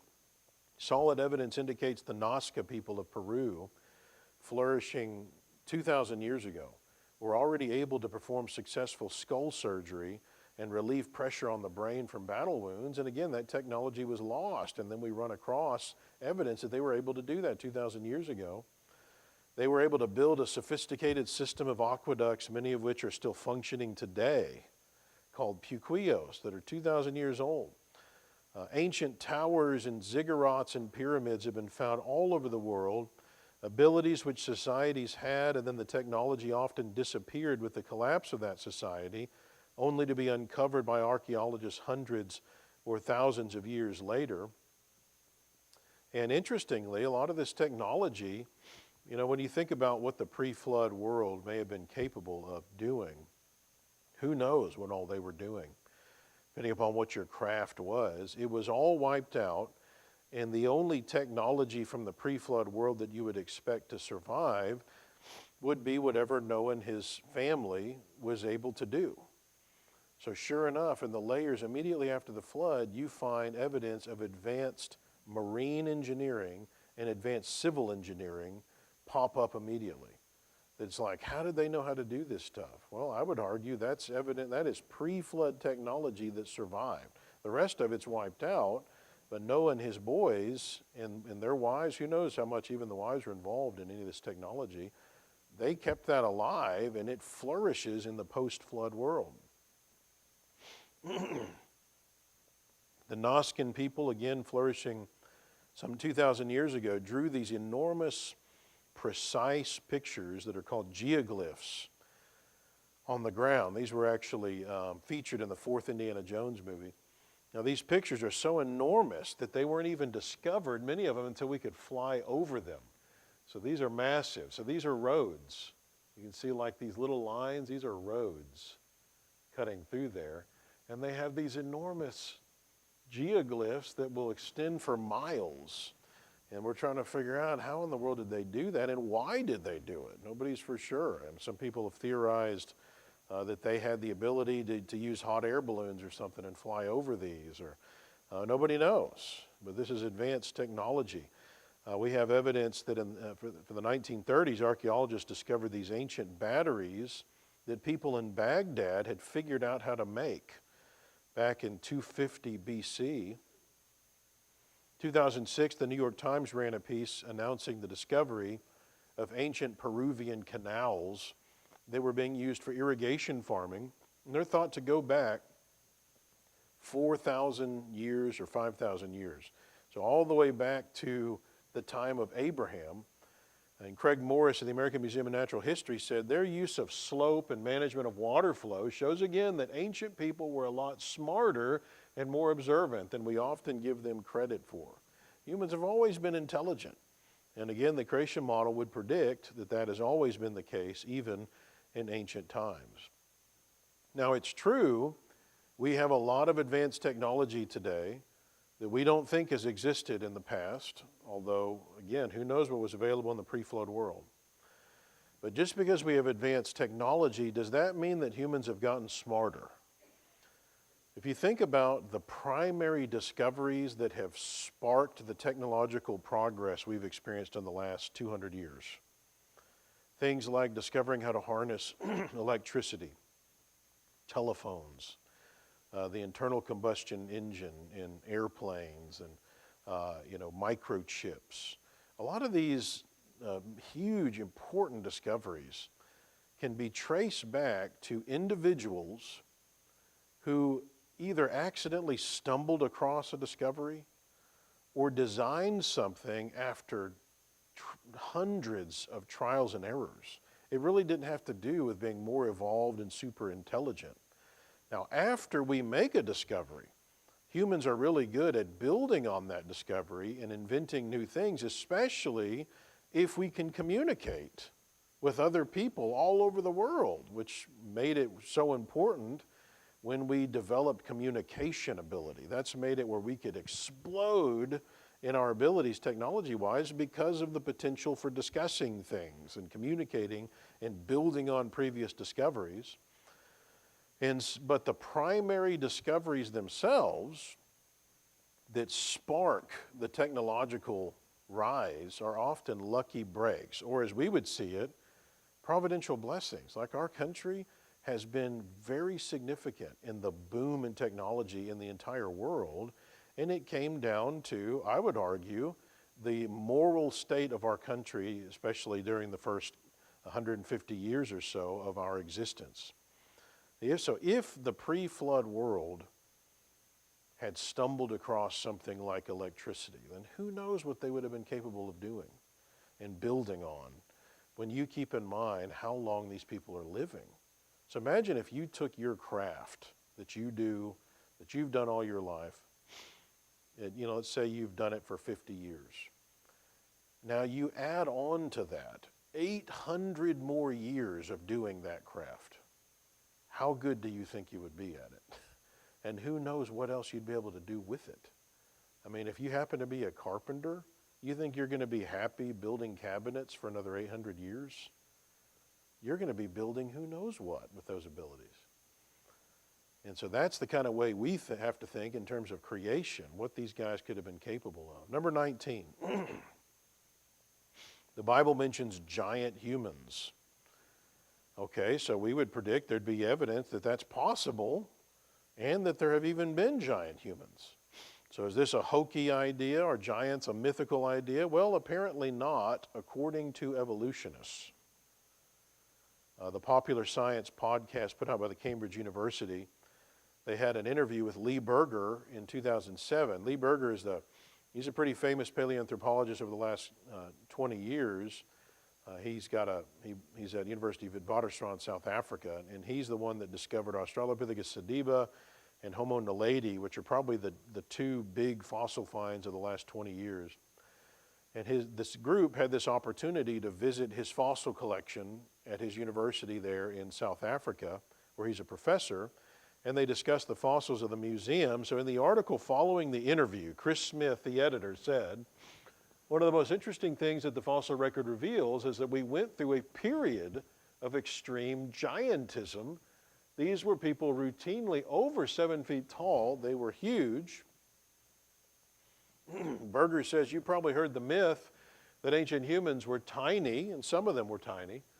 But as we move through the period of 0.5 million to 300,000 years ago in Africa, which, by the way, this would correlate to post-flood, pre-Abraham, they go through a period of giantism. He then proceeds to show the group an example, by the way, of one of the giant femurs in his collection from a species dubbed Homo heidelbergensis, okay? And Berger says, they're huge. That's so big, we can't even calculate how big this individual was. We don't even really know, based on this femur. You'd need an NBA basketball player to get someone of the height someone like this would have been, something like over 7 feet tall. He doesn't know how big, but at least over that. So enormous fossils, they don't even know how big they would have to be. So Smith responds to Berger and says, is this just a weird anomaly, like these people were sick or something and this wasn't a normal thing? Berger says, no, because we find a lot of them. Everywhere we find them enormous. These are what we call archaic Homo sapiens, right? So just old humans. Some people refer to them as Homo heidelbergensis. These individuals are extraordinary. They are giants, okay? So notice, first of all, that he acknowledges that they're humans. They're just archaic, they're older, but they're enormous. And this isn't just some weird anomaly. There's a whole group of these guys that are really big. Seems to be something of a race of these guys. Now, if Homo heidelbergensis isn't big enough for you, back in 1944, Rolf von Koenigswald of the Netherlands Indies Geological Survey found some enormous jawbones. Time magazine ran an article announcing the discovery. And notice the title of the article, Giants in Those Days, quoting from Genesis 6:4. Koenigswald first found a big jawbone which looked more human than Pithecanthropus's, but was so massive that he thought it could not possibly be a man's. Then he found a still larger jaw, the biggest ever discovered, which was unmistakably human. It was apparently the most primitive, truly human fossil ever discovered. Koenigswald named it Meganthropus paleojavanicus. Say that 3 times real fast. And that wasn't the end. Koenigswald's crowning find dwarfed even Meganthropus. He found 3 astounding teeth. They were 6 times as big as a modern man's molars. Weidenreich is sure from the pattern of their biting surfaces that they are definitely human. He has named this man monster Gigantanthropus. Weidenreich now believes that gigantism and massiveness may have been a general or at least widespread character of early mankind. And so the evidence of enormous humans. Now, it's possible that these aren't all references to giants like Goliath or something. The pre-flood world may have been more conducive to larger size humans because everything else is growing big too, so humans could have just been generally larger in addition to the giants as well. But either way, maybe, maybe not. But notice again, we got scientific evidence that verifies the Bible's prediction and helps substantiate the creation model. And if the fossil evidence isn't enough, we can look around today, right, and see examples of extremely large people, even though we're thousands of years removed from the optimum period of human health and longevity. You think of modern giants, who do you think of? I initially would have thought of the professional wrestler Andre the Giant, died back in 1993. He was short, 7 feet 4 inches, compared to the tallest man alive today, Sultan Kosin, 8 feet 3 inches tall. And we even know in his case why he was able to get so large. He has a pituitary condition that resulted in overproduction of growth hormone. So we even know some of the things that can cause you to get big biologically. And according to Guinness Book of World Records, the tallest man in medical history that has been reliably confirmed was Robert Vodlow, who died in 1940, measuring in, notice, 1 inch shy of 9 feet. Okay, weighed 491 pounds at one point. So the giants of the Bible were not mythical beings. They're real humans, albeit big ones. Number 20, if the flood happened, we'd predict stories from that kind of event would have been preserved as ancient oral traditions or in writings. Now, since the flood would have been, before the time when apparently writing was occurring and everybody got split up due to languages, at Babel, then the stories would have been passing down by word of mouth within these groups. So you might expect some similarities, but you wouldn't expect them to perfectly match. There should be distortions to have been made over the millennia, otherwise you'd expect some collusion to have occurred. Well, sure enough, we find there's over 250 legends across the world, ancient legends of a great flood. For example, here's just a few. In Greece, Zeus, right, the chief god, wanted to destroy humans with a flood and start over. So Deucalion and his wife are put in a large wooden chest. A flood comes that covers almost all of the mountain peaks. In Babylon, Utnapishtim is warned by a god to build a boat in preparation for a terrible flood. He covers the boat with pitch and brings animals of all kinds and provisions, sends out a dove to see if the flood had receded afterward, then a swallow, then a raven, which doesn't return, and then they left the boat and worshiped their gods. The Toltec Indians tell of a great flood that destroyed the world, noticed 1,716 years after creation. That's very close to the Masoretic text.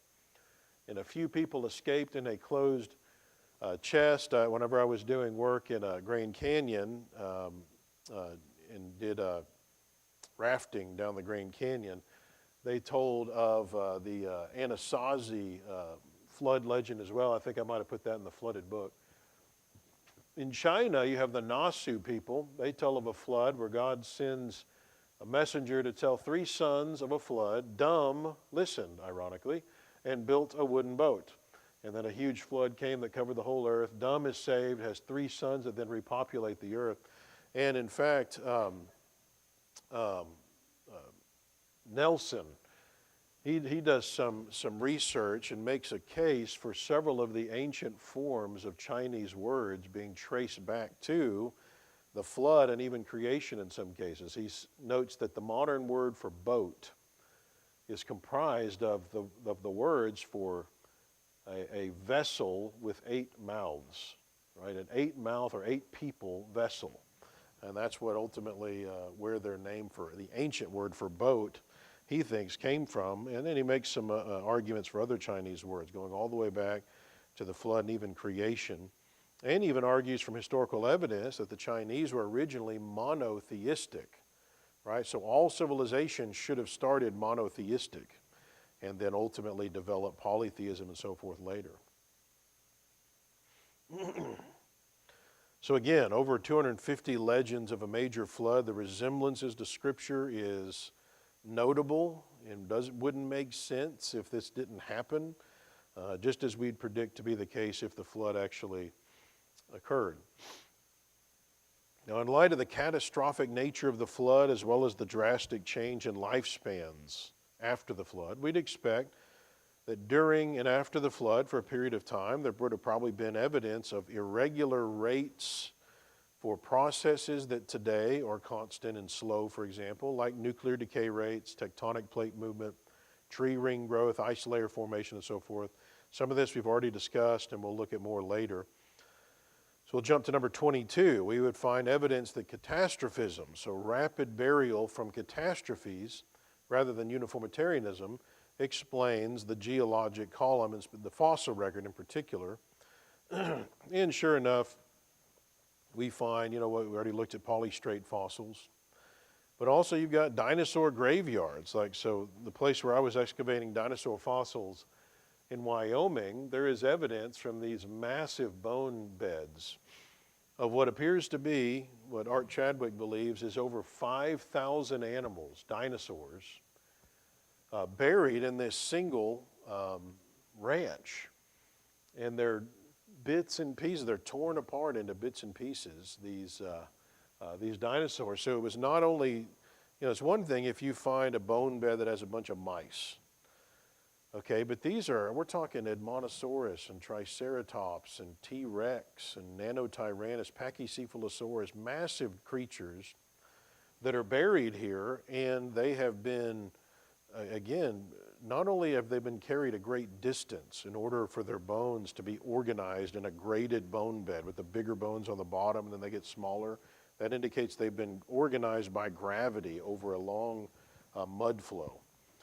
But these are massive animals, and there's 5,000 of them. They've been torn to bits and pieces. Some of their bones are sticking out of the seismites I was studying over there in Wyoming. So this indicates major catastrophic conditions forming these bone beds.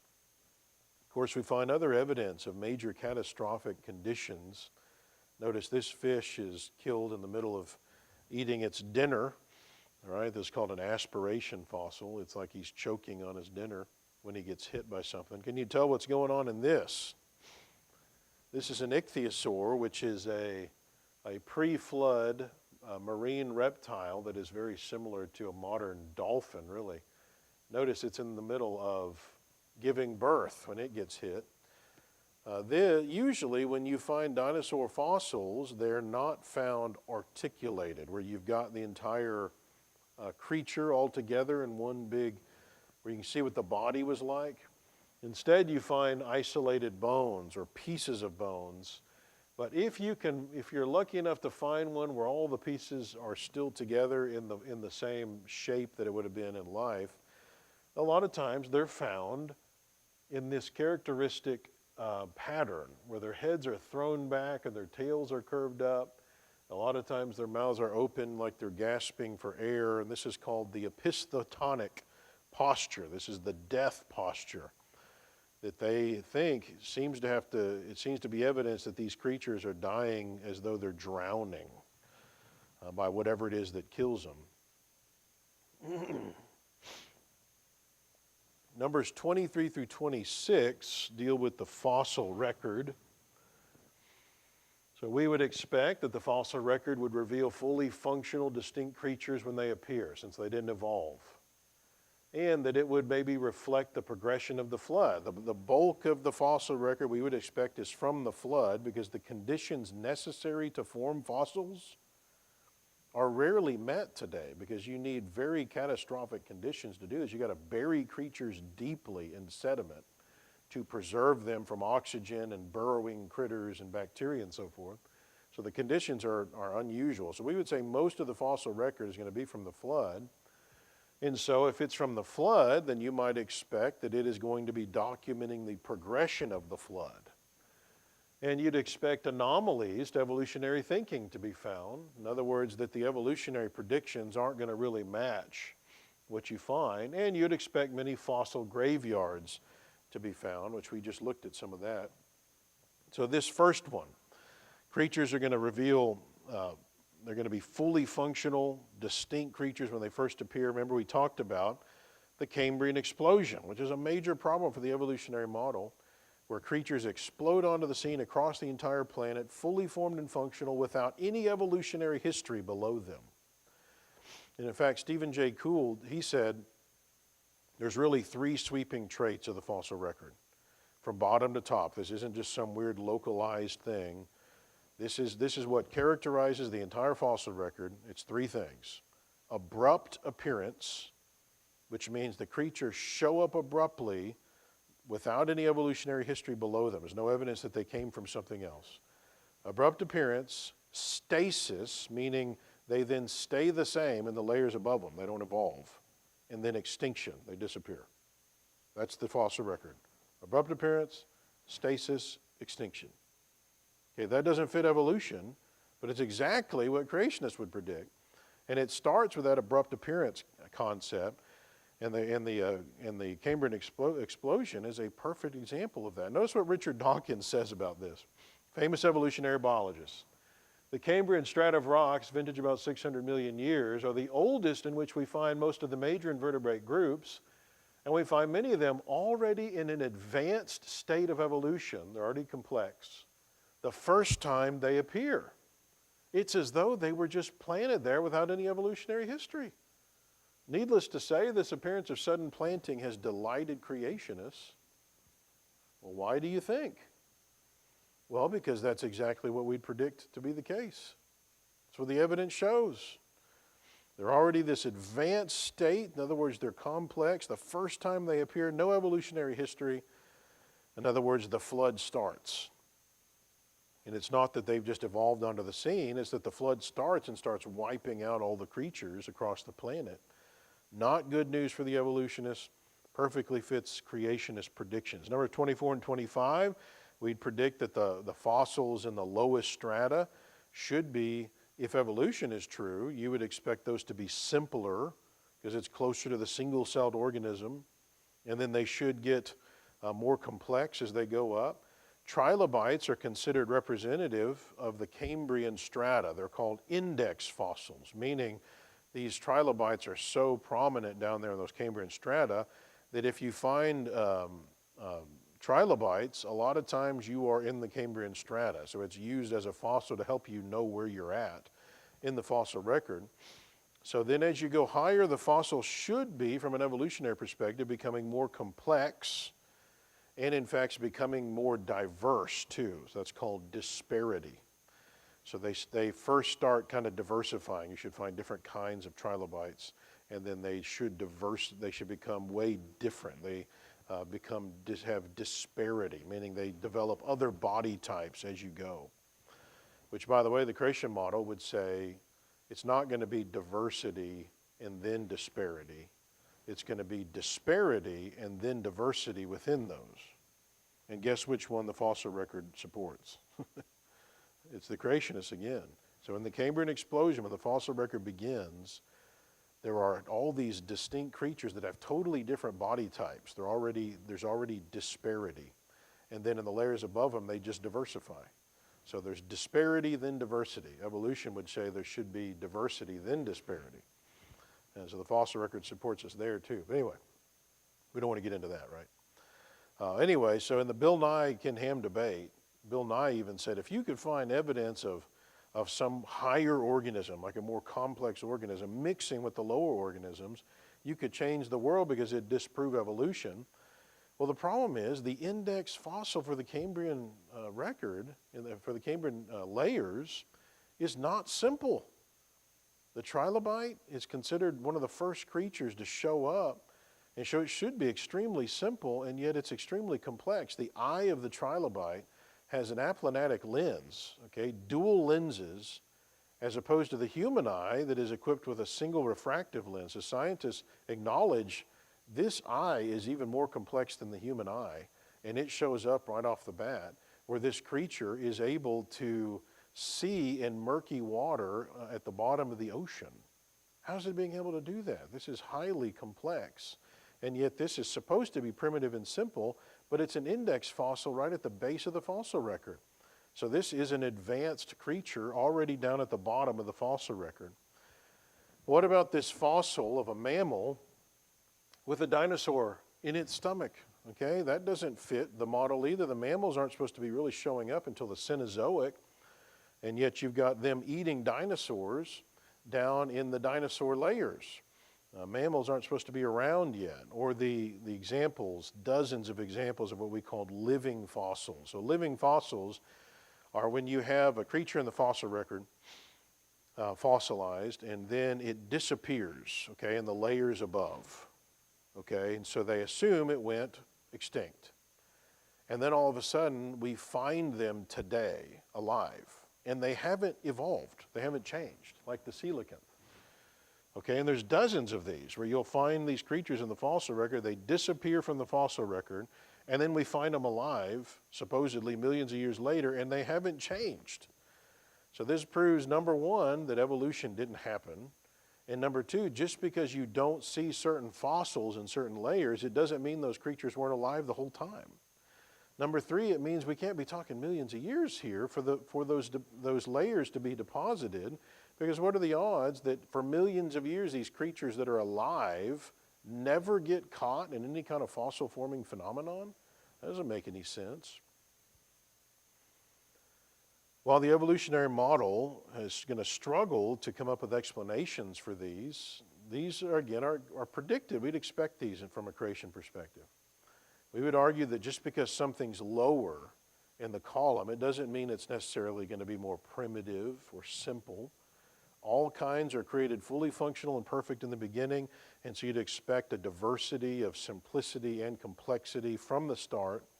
So whether or not something's found lower is going to be due to other factors, but the big key here from a creationist perspective is the evolutionary model would say the fossil record is a record of life over millions of years. It's what was living on the planet through time. We would say it's a record of death in a single year-long event. Totally different way of viewing it. And at the very base of the fossil record, where does the flood start? All the fountains of the great deep burst forth. So starting in the ocean, you'd expect the first things that are going to get wiped out are ocean floor creatures. Guess what you find first off with the fossil record? Ocean floor creatures. Then the flood starts progressing through the ocean, starts picking up the fish. That's exactly what we see. It gets over towards the coast. It starts picking up the coastland creatures. That's exactly what we see. It starts picking up the amphibians. Then it starts moving onto the land, starts picking up the reptiles. And then it gets farther in, it starts picking up a few of the mammals and the birds. And then it stops, by the way. The rest of it is totally wiped out. It's gone. But the fossil record from bottom to top is showing the progression of the flood as the flood is wiping out habitats. So whenever you find, like in those bottom layers, you don't find humans and larger mammals. It doesn't mean they weren't living then. This is a totally different habitat. So that habitat gets wiped out, and the next habitat, all these habitats get wiped out. And so it's moving towards the human and large mammal and angiosperm habitat, and it ultimately has to get there and wipe them out, but it more than kills them, it's gone. I already told you the humans are not found in the flood or pre-flood layers. And we can look at that in the Q&A. Number 26, fossil graveyards. Clear example of places where herds of animals are caught unable to escape a cataclysmic fossil forming event involving water generally. They're usually in sedimentary rock. And I already looked at ones that I studied in Wyoming. Number 27, sedimentary rocks understood to usually be formed by bodies of water, usually. So if the flood happened, we'd expect sedimentary rocks to be found prevalently on the earth, and they are. They're the most common rocks exposed on the surface of the earth, make up 75% of the surface rocks, or even on mountains. Number 28, seismites will likely be found if the flood, and specifically catastrophic plate tectonics, is true. And remember, I've already talked about seismites in my workout in Wyoming. And so major earthquakes today, we're talking 9.0 Richter scale earthquakes, are known to create seismites, just a few inches thick, right, from earthquakes shaking wet sediment. But what we found in Wyoming, we're not talking inches thick seismites. We're talking seismites 15 feet or more. So this is proof of large amounts of water in Wyoming, okay, and with huge amounts of sediment that has been drenched with water in order for the earthquake to shake that sediment. So huge earthquakes, a ton of water out in the middle of Wyoming, and the earthquakes are beyond anything we've ever seen today. So these would have probably again been due to the Rocky Mountains maybe forming to the west. Numbers 29 and 30, if the creation model is true, the incident at the Tower of Babel is true as well, then so we would expect there to be evidence that that event was passed down also in the same way that the flood was, and the dinosaurs as well, legends of the dinosaurs. And so we have Babel legends too. For example, remember the flood legend of the Toltec Indians. In the legend, when the survivors left the chest, they wandered the earth until they found a place to build a zakwali, a high tower in case another flood came. And during that time period, their languages are confused. They spread out over the earth. The Miaotzu people of China have a flood legend where it poured for 40 days, and then there was 55 days of drizzle, and the flood covered the mountain ranges. Nuwa and his family and animals were saved in a wide boat. A bird was sent out, sacrifices were made, and then the survivors made cities and spoke the same language, built a very high tower, which was wrong. God mixed their language and didn't finish the city and tower. They separated over the years. So Don Landis documents other examples. In the Burmese legend, the people built a pagoda to try to reach the heavens, and their god came down and angrily confused their language and caused them to spread out. In the Congo, instead of building a tower, the people balanced themselves on big poles. In the Mexican version, they built a tower out of clay. In India, it was demons, and they built an altar to the sky and were thwarted by the sky god. Africa, Greece, the Assam people, you got stories all over the place of this structure being built into the sky, the languages being confused so that the people had to spread out. And as with the flood legends, the details don't match, but you wouldn't expect them to match because the traditions are being passed down probably orally for centuries. And if they did match, you'd think there'd been some kind of collusion. But this common thread where you've got a deity, tall structure, the confusion of language, common theme that would be predicted based on the flood model. Our last prediction we'll cover in our session tomorrow morning. So the creation model, we just can't make any predictions, right? We just can't really do science and prove it to be true. And so I don't even know why you're here. This is such a waste of your time. We could be eating barbecue somewhere or something. So far, Mr. Hammond, his worldview, the creation model, does not have this capability. It cannot make predictions and show results. Okay, right. All right, let's see here. Make sure you're aware also we have lots of videos on our website available for free, video series as well. Check that out. I've also developed for kids hundreds of songs to help them memorize Bible passages and other important things to have memorized to help them be more evangelistic as they get older. All right, bottom line, Bill Nye and those like him are wrong. Really, they're just ignorant. They really don't understand the biblical model. They haven't heard it. I mean, you wouldn't expect them to. Where are they going to hear it? They're not allowed to teach that in schools anymore. And so they really are just ignorant. He doesn't know what he's talking about. And if he actually listened to us make our case openly and without bias, he may change his thinking. All right. So our session tomorrow, we'll look at whether the creation model is robust, if it's scientifically defensible. So we'll look at several specific challenges, and we'll try to move quickly through those during the Bible class hour and get through as many as we can. And then our final session tomorrow, we've made the positive case for biblical creation. We're going to make the positive case for becoming a Christian in our last session. So next we'll have our Q&A. What do you think? We want to take a break first for a few minutes before we do that? 10-minute break, all right. All right, 10 minutes.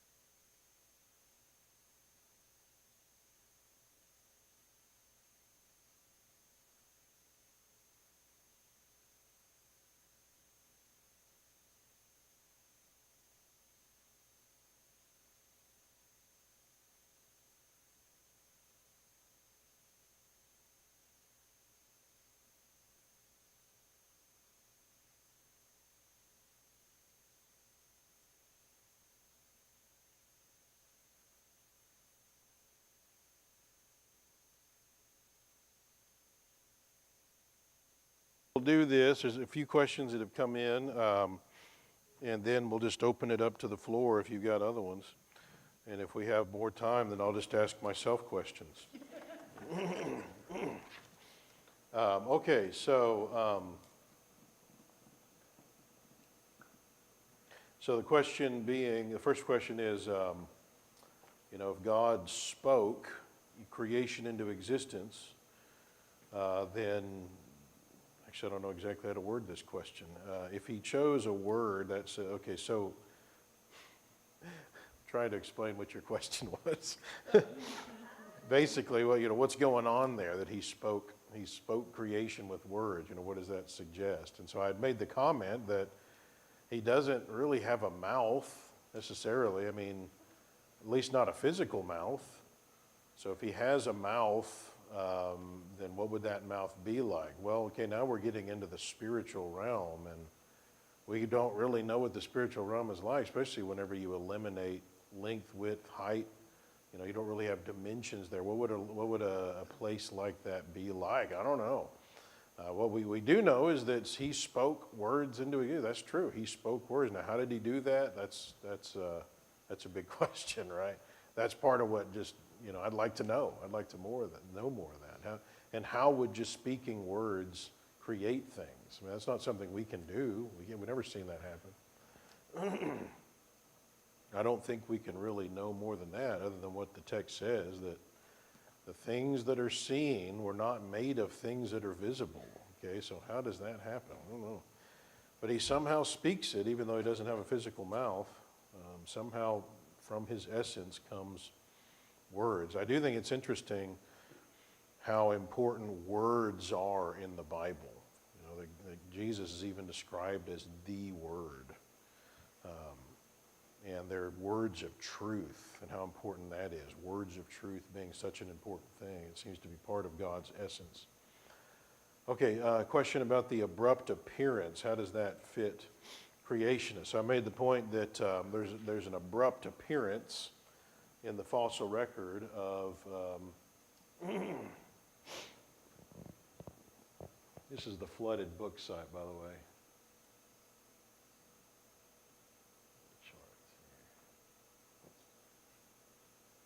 There's a bunch of charts and images here that can be useful to you. But when we look at the geologic column here, when creatures show up on the earth, like for example at the Cambrian, they show up abruptly without any evolutionary history. So how do we explain? So first of all, that doesn't mean that in the pre-flood period, all these creatures didn't exist, all the creatures that were here. So the evolutionists, they assume that the layers that fossils are found in, that is the only creatures that were in existence at that time, because those layers represent millions of years worth of time. And so there should have been time for all the creatures that were present to form fossils in those layers. And so they interpret that differently. Now, we would say that the only time you're going to have fossilization occur is whenever you have some kind of catastrophic event going on, particularly the flood, and immediately right after the flood, as things are calming down. And that's basically all of this. So creatures are still alive before the flood, even though they're not being fossilized yet, because you don't have catastrophic activity that would cause them to fossilize. So they abruptly appear in the fossil record because that's when the flood hits them. You've got a catastrophic event that hits them. Otherwise, they wouldn't appear. After the flood, some of those creatures, like in the case of the living fossils, like the coelacanth, it gets taken out in the layers where it is found in the fossil record. It doesn't appear in the layers above it because that habitat is now gone. Okay, so the catastrophic conditions that would be necessary to continue to fossilize that creature above, those conditions aren't going to happen anymore because the flood was the main cause of all of the fossilization. So all the fossilization, for the most part, stops after the flood, after a few centuries right after the flood. So any creatures that were still alive would not be recorded anymore, even though they're still in existence. Is this making sense to you? I think you follow what I'm saying? So it's a totally different way of viewing this than what the evolutionists would say. So it highlights the problem, though. It shows that these creatures are still alive just because the fossil record doesn't reflect them anymore. That's just because they were in a different habitat. So, for example, the fact that the humans aren't found in any of this, and yet they're alive the whole time. So what's going on there? What they would say is, no, they weren't alive. That's why you don't find them there. We would say, no, they were alive. It's just that they were in a different habitat than each one of these. These are all different habitats. And it finally gets to the human and large mammal habitat, and the flood totally obliterates it. So it's gone. Otherwise, they would have been recorded in the flood in those layers. So with the flood, keep in mind, is just wiping out habitats sequentially. Nobody has asked the question why the human habitat is not there. So I may have to ask that question of myself later. All right. What is your definition of total destruction? Annihilation, that word. My definition of it. Yeah, I mean, to not find them, they weren't totally annihilated. Yeah. Yet Mm-hmm. man was. So, okay, so I'm still, let me try the question again. I might want to try to, Go back. huh? Why aren't man's fossils found? I mean, why wouldn't we be there just as they are? Okay. I believe it. I'm not questioning that part. So, this is reflecting, whenever God says, I'm wiping all the land creatures, the creeping creatures, the birds, and humans out. He doesn't mention the swimming things or the plants. I'm wiping all them out except what's on the ark. So this is the reflection of that happening. So the only things that continue to survive, of course, are going to be on the ark. So it's really not total annihilation of everything. It's only annihilation of everything in those categories that are not on the ark, right? Is really what we're talking about. Now, in the case of humans and the, so it's not just humans that don't appear in the fossil record and the flood layers. This, by the way, is depicting the humans, the larger mammals, also the bulk of the angiosperms. So there's two kind of big categories of the plants that we find. The gymnosperms are trees, especially that are out in California, your big like pine cone type trees. And then you have your more flowering fruit trees. They tend to be with the humans and the mammals, and they're the dominant kind of tree we have today because that's what we eat. But in the dinosaur layers, you have the gymnosperms, which tells you, by the way, those plant-eating dinosaurs, that must be what they're eating because that's the dominant plant that you find there. So there is not just the humans, but an entire habitat missing. And so the humans, along with the larger mammals that are amongst us today, and the angiosperms, that whole habitat is gone from those layers. Because if the flood ends right here, then you haven't gotten to the mammals yet and the large creatures. So what happened to them? Now, theologically, so if you're God and you want to wipe out man, but you're not just going to directly just take them, okay? Okay, well now you've got to wipe out man along with everything else in the environment.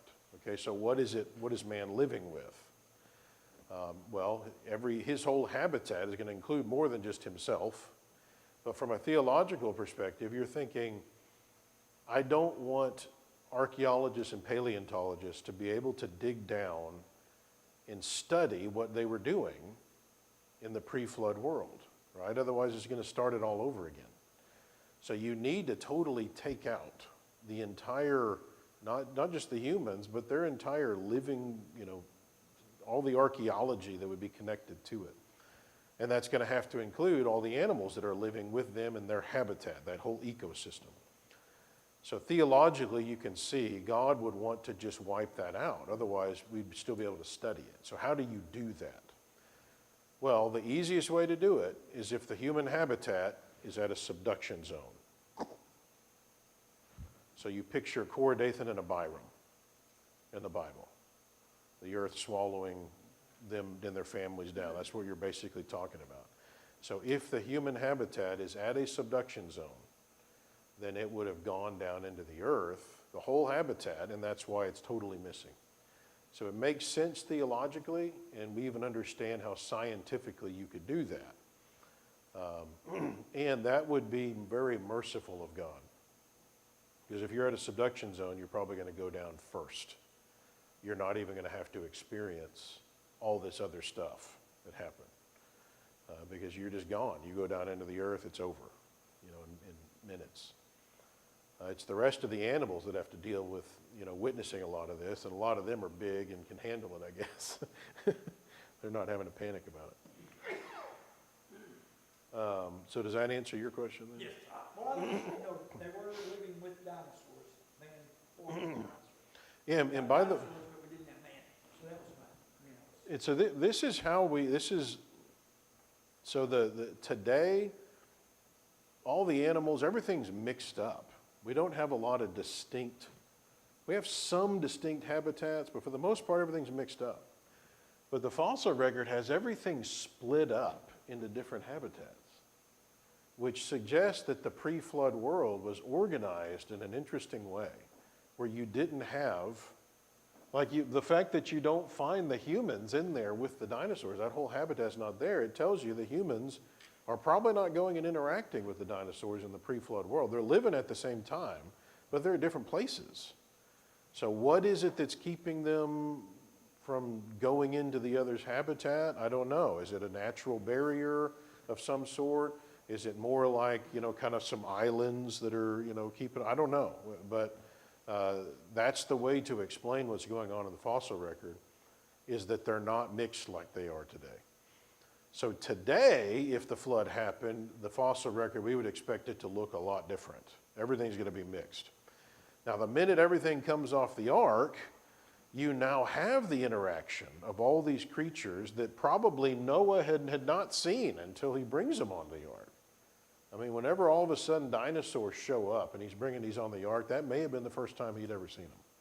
And same thing with who knows however many creatures. Keeping in mind that they're probably juvenile at this, for several reasons. We'll look at that tomorrow. So then the evidence for human and dinosaur coexistence is all post-flood. So you don't find it in the flood, before the flood, because you don't even find the human habitat. It's not there. You have these weird anomalies, or there's a lot of disagreement even among creationists, where it's like, that looks like human footprints and dinosaur footprints right there beside each other. And there's a lot of debate on it. And even if it is what it seems, it is a weird anomaly, as though, some human in the flood happened to run through the dinosaur habitat before it was killed or something, but it's not the bulk of the mammals. They're just not there with the dinosaurs. They're separate. And that's just gone. That whole habitat's wiped out.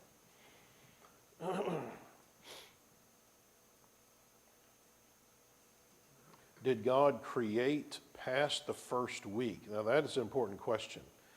And so that is getting into the first law of thermodynamics. So whenever it says at the end of the creation week that God saw that he rested, he ended his work. What that's saying is he's not creating anymore. All right, so he stops doing all that creative stuff, which is, I would argue, is a summary of the first law of thermodynamics. That's now in effect. So there's no more creating and destroying going on, except in those cases where a miraculous event happens, where God puts the laws of physics, like the first law of thermodynamics, on hold and does something, like in a moment, creating enough food to feed 5,000 people. That violates the first law of thermodynamics to do that. That's a miracle, because he creates out of nothing enough food to feed that many people. But otherwise, there's not any direct creating anymore. Everything that's created, that's why Exodus 20:11 says, the Lord made the heavens, the earth, the sea, and all that is in them in 6 days. That's it, it's done. And so the first law of thermodynamics then is in effect, and you don't have any more creating going on from God. All right. I think I may have answered the last question too. You may have explained that they disappeared from the fossil record, but were alive somewhere. So whenever, make sure that this is clear on this. So when evolutionists say, this is all that was in existence here, this is everything that was living, and then it goes extinct by something, which, by the way, they believe, ironically, they're not consistent about this, because they believe in uniformitarianism. They don't believe in worldwide catastrophe. But the way that they interpret the fossil record, there had to have been, by their own words, 5 extinction events where huge percentages of the Earth's species go extinct. With the last one being the Chicxulub crater that they think killed off the dinosaurs, right? You got a meteorite crater found off the coast of Mexico that they think correlates with the KT boundary that probably wiped out the dinosaurs. But it's not just the dinosaurs, it's like 75% of the Earth's species are wiped out by this event. That's pretty catastrophic. It doesn't happen today. That is a global catastrophe. They believe in 5 of those. In the Permian extinction, they think they would say 85% of the planet's species went extinct, and they don't even know what caused it. Something happened, they say, that wipes all those species out. So I would say they're more catastrophic than we are, because they believe in 5 different extinction events. We believe in 1. But what's really going on, they're not interpreting the evidence properly. What they're really documenting is the flood wiping out habitats with each one of those extinctions. So what's happened is the flood takes out this habitat, and you don't see those creatures in the layers above them because they're not in those habitats. So what it looks like from their perspective is an extinction event happens because you don't see those fossils anymore. And then you've got these other creatures living on the planet, and then you got this other extinction event, and you don't see those fossils above it anymore. Well, they're interpreting it wrong. We would say all of those creatures were alive at the same time, but they weren't in each other's habitat. So the habitat gets wiped out. That, even then, it doesn't mean that those creatures aren't still alive. If they happen to be on the ark, for example, then they would still be alive and come off the ark later. Some of the species, though, especially the fish, will keep popping up in the layers above here. They're the weird anomalies where it's like, for some reason we got marine creatures showing up still throughout the layers above, but others just totally disappear. And then, like I said, you'll have these living fossils that all of a sudden will show up alive up here. So their habitat gets wiped out in the flood, all right, but it doesn't kill all of those creatures necessarily. Some of them are still alive, but most of them in their habitat are wiped out. But then there's nothing else catastrophic to kill off the rest of them. So they're still alive, and they're not being fossilized because they don't have the catastrophic activity to do it. And so sure enough, we find them alive today. That might kind of explain, hopefully, a little better what the concept is. I think I answered all of your questions. What else we got? Let me play the devil's advocate. Oh boy, here we go. This has been all very interesting, Jeff, but we don't need Christian evidence so much as we need the gospel. So you need to respond to that. Respond to that. We don't, so when everybody know that's watching, Jason Jackson thinks we don't need Christian evidence. Okay. Which, by the way, Christian Courier has some good stuff on Christian evidence. So we don't need, in fact, I've heard that kind of thing over the year, where people are like, I don't think we need, why are we having a seminar like this? I mean, I didn't need this whenever I was a kid. I just needed the Bible. So I don't understand why we need to do this. I would argue that the Bible writers, like in the New Testament, what are the things that Paul is addressing? Why is he addressing what he's addressing? He is dealing with the big issues of his day. Okay, in his day, they're dealing with Gnosticism and various things that today we kind of read and we're like, I don't understand, what this has anything to do with me. It's because they're dealing with the heavy issues of their day. So I would argue that if they were writing today, what issues would they write about that are prevalent in our society? Well, I tell you, evolution and Christian evidences would be huge because this is such a fundamental issue that's eroded in our society. See, in the first century, a lot of the people that Paul is dealing with, they don't have any issues with Christian evidences. So that's not what he's addressing. He's addressing other issues. In our day and age, we got 20% of our kids falling away because they don't have Christian evidences straight in their minds. I would argue, of course, he'd be dealing with this. So a better example of where, of evidence that Christian evidences would be important, we do see it being used, like in Job 38 through 40, Christian evidence is there. But a good example would be Acts 17, where the people that they're dealing with are not Jews and people that they already accept the inspiration of the Old Testament scriptures and they accept the existence of God. So Paul, for example, is dealing with these people that they don't know about the God of the Bible. They don't know anything about his existence. And so he starts going into more dealing with the straight Christian evidences principles. So I guess what I would say then is we need Christian evidences today because atheism is a huge issue in our day and age. Although there'd be some other issues we'd include in there, but that'd definitely be one of them that we would be very naive not to deal with, and the statistics are proving it. Another big one that's causing, so of the 40% of our youth that are leaving the church, half of them are becoming irreligious because of this kind of stuff. The other half are going into the denominational world. So what does that tell you? Well, it tells you that there's some other fundamentals that we're not getting taught to our youth, like the exclusivity of the Church of the Bible and what it means, like what the doctrine of the church involves, like how we're supposed to be conducting ourselves and organizing the church. And so these kinds of things, these young people clearly don't know enough about, so they then get swayed and moved into the denominational world after leaving home. So are we to think that the Bible writers wouldn't have been addressing those kind of things in their day and age? Denominationalism? I think we do see them addressing the form of denominationalism that existed at their time. Jesus definitely dealt a lot with it. So how about that, Jason?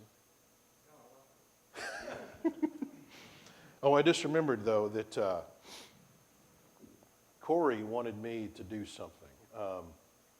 He wanted me to kind of give you a little bit of information about this flooded course that I'm doing with these youth, which Aaron and Kobe got to go on. And so I'll just go ahead and tell you a little bit about this because this is something that I do think would be really good for you to know, kind of how this works. So these youth, by the time they get to me, they've already studied the book and are supposed to have already learned all that stuff. They've taken all these quizzes that test their knowledge of that. So then when they get to me in Arizona, we hit the ground running on more in-depth study of all this kind of stuff that we've been going over, where I'm doing lectures and we're doing laboratories that are relevant to testing some of this stuff and doing field trips by going to very relevant places where they get to do hands-on study and getting to see with their own eyes the stuff that I'm talking about to you today. And we're going 8 a.m. to probably 9:30 or 10 at night, right, Corey? I mean, we're not wasting any time. We are using every second we can to be learning. So, like, here's the schedule that I gave. Let me see if I can make this bigger.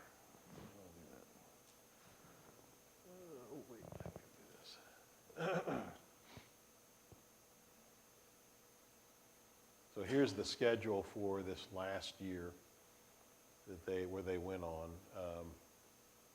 So they arrived Tuesday, and then we hit the ground running. After dinner, I have a class that night.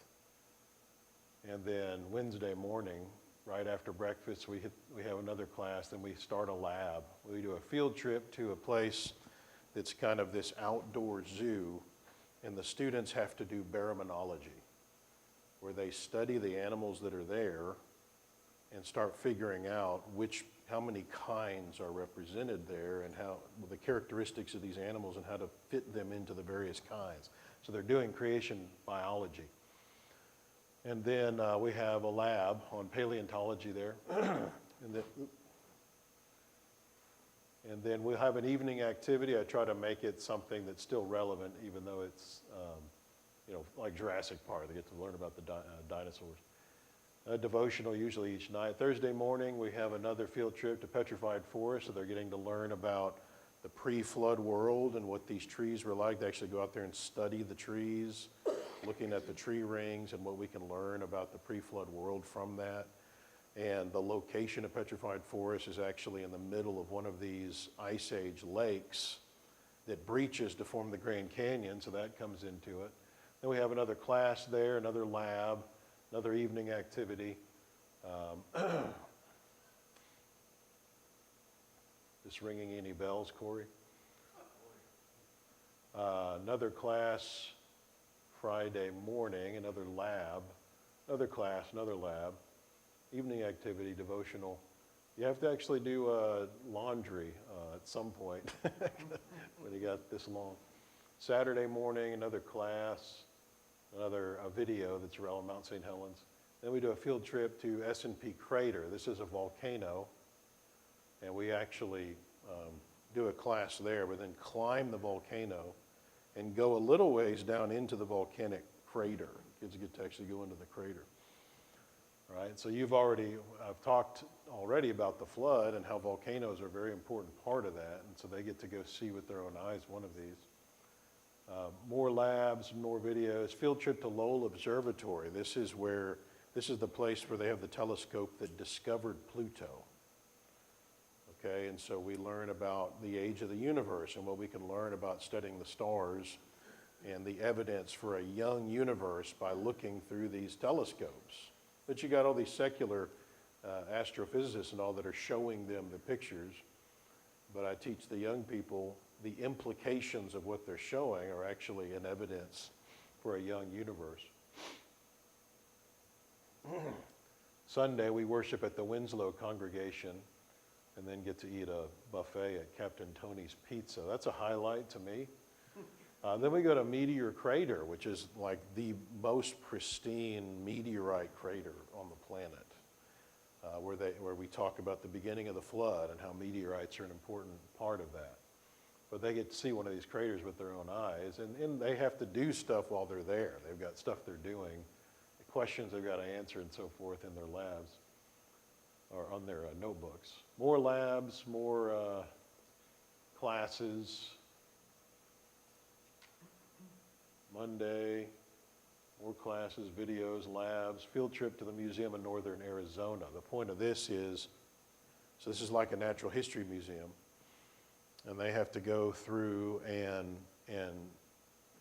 what I do is train them on how they can go to a secular, naturalistic museum and yet still learn something from it from a creationist perspective if you know how to take what they're saying and interpret it and translate it into the biblical frame. So we go into this section where they've got, the billions of years old earth and showing you the history of time and all this garbage. But they then have to translate all that into the biblical time frame and learn some cool things about the pre-flood world and so forth from the evidence they're presenting, but stripped of the error. So it's a pretty cool process that I think is important. I remember as a kid just being, oh man, I want to go to the museum. It's going to teach a bunch of garbage. Well, now I'm more like, hey, let's go to this museum because I know how to interpret it in a way where I still learn some cool stuff, regardless of the way they're trying to teach it. All right, more labs, more lectures. You can see it's a pretty packed schedule here. So each one of the labs is covering some other area of science. We've got everything from anthropology and chemistry and physics and astronomy to meteorology, paleontology, geology. You've got all kinds of various labs they're doing. Genetics, a lava river cave we got to go to this year, which is whenever lava flows from a volcano, sometimes the exterior of the lava flow will cool and harden, and the rest of the lava will keep moving and leave, and it'll leave behind like this dome, this cave that's just made of lava. It's just kind of a column of lava like that. So we actually got to go through that and experience what that's like inside of there.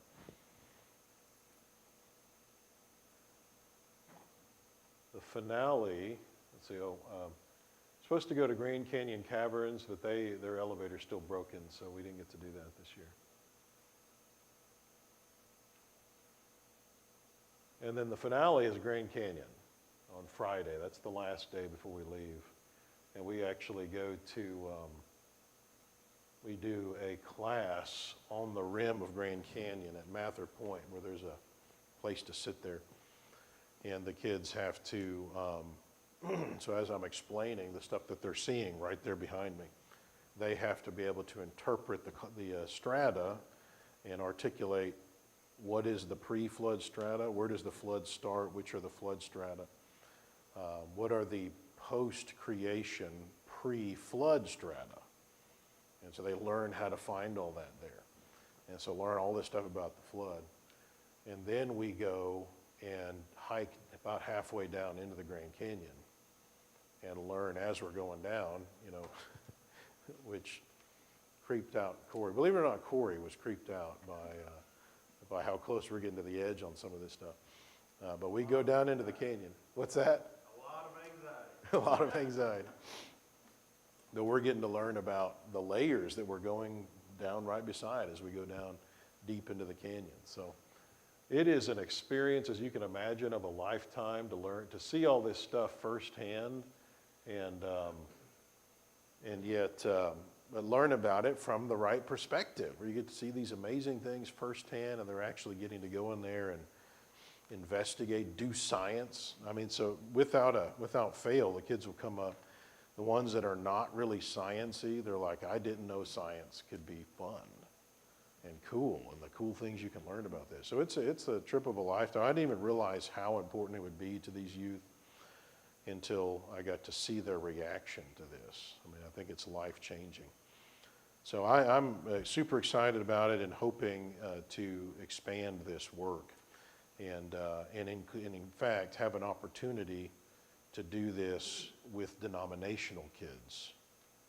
If I can raise funding, I can do this. But imagine being able to do all this, have probably 100 hours to just teach denominational kids all this stuff and plant seeds, and including devotionals in the evening where I can teach the principle of authority and stuff to these youth.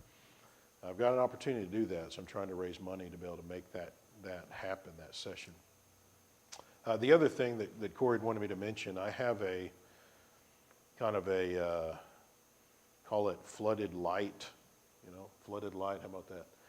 It's basically the adult version of this, where it's not really a course and it's fewer days, and so adults and families can come, and we go to a lot of these sites, and then I'll just do lectures and so forth, tours at these various sites. I'm hoping to start one of those this summer in June, and where we'll go out there and spend, I think, 5 days doing a lot of this in a more abbreviated way. So if you're interested in that, I think I've got flyers back there on the back that give you a little of that information. You'll need to email me, and I can give you the information sheet about that.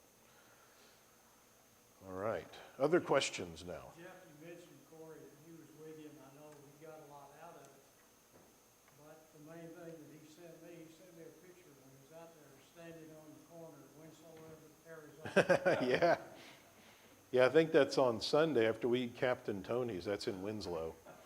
So we over to the corner of Winslow, Arizona there, and everybody gets pictures and before we go to Meteor Crater. So yeah. Yeah, I've got a question. Yeah. You mentioned about the canopy. Is it believed that the canopy, the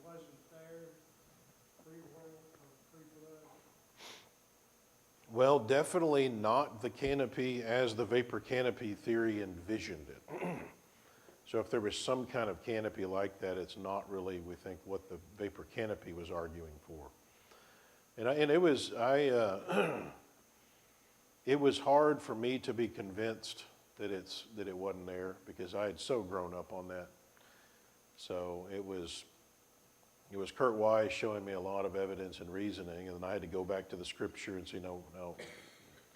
And I had to be honest with the scripture and say, the scripture doesn't necessarily say the way that the vapor canopy model interprets it. And so it kind of forced me to realize we got to be really careful about where we, interpreting things in a way that Scripture is not totally, clear on. If the Bible doesn't give you enough evidence to draw a certain conclusion, we got to be really careful about kind of forcing the text to make it say something that we want it to. And that was highlighted to me with that vapor canopy idea, because I thought that the text supported it until I went back and had to recheck myself. And I was like, well, okay, that could actually mean, it makes more sense to mean something different. And a big example of that was, pull it up here.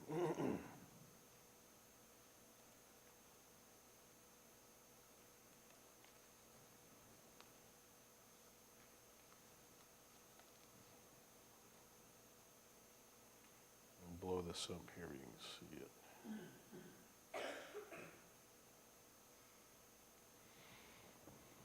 So in Genesis 2,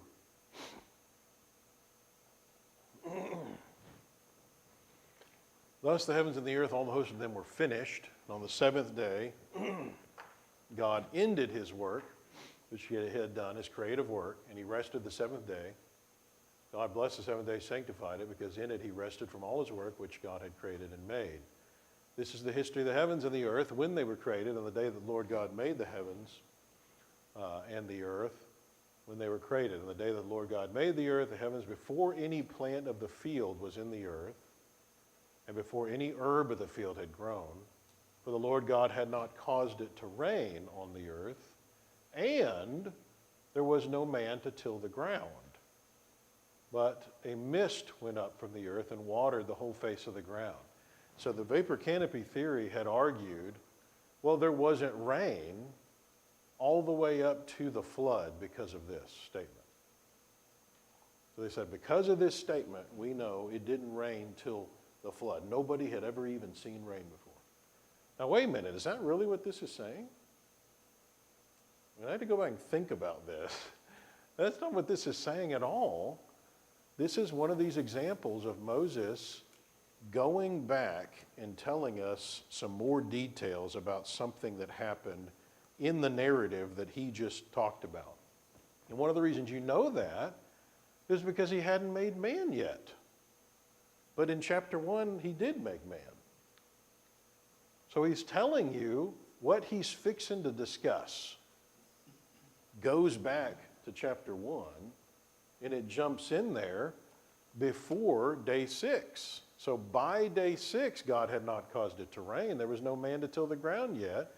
And instead, you've got this mist coming up from the earth, watering the face of the ground. So you don't know how long that lasts. It's true. But you wouldn't assume it's all the way till the flood. Where do we get that? That would be a jump, especially since that would imply he doesn't have any laws of physics that would be forcing any evaporation for 1,600 years. That would be a strange thing. And the Lord God formed man of the dust of the ground. So here's day 6, right? So that seems to be contextually what's going on here. So that was a big blow to me. When I went back and reassessed that, I was like, oh no, that's true. I think that we jumped the gun too much on that vapor canopy idea with that. And then, the scientific issues that I talked about that have come up that I think are major problems for the vapor canopy idea. And let's see here. But the vapor canopy idea was tied to the events of day 2.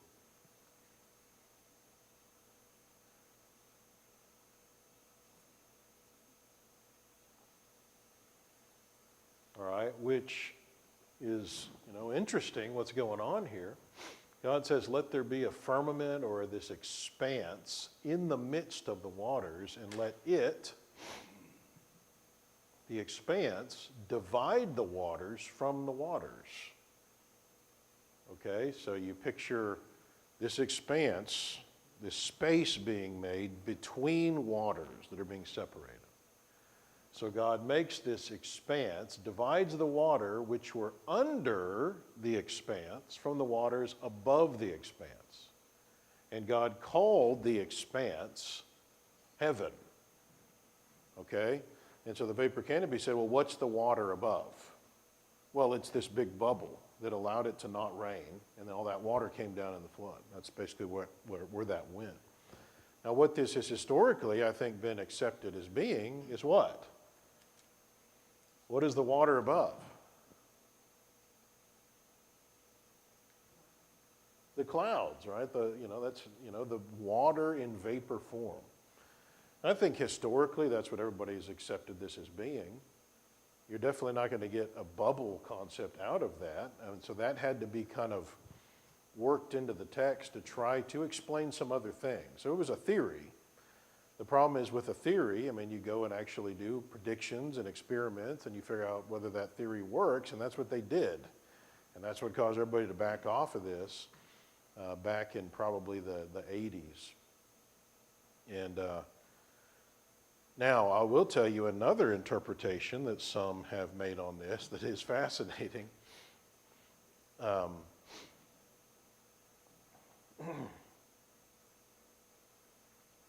So this firmament, God calls heaven. Okay, now heaven is used three different ways in Hebrew, right?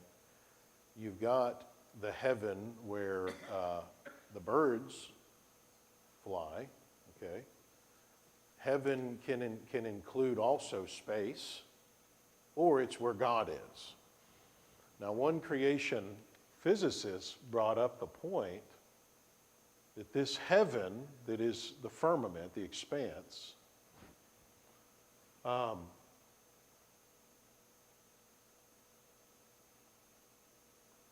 notice lights are put in this. And he's talking about the stars. Not like the face of it, but it's being put in it. Right? This starts making you think this is the second kind of heaven. This is space. And he says,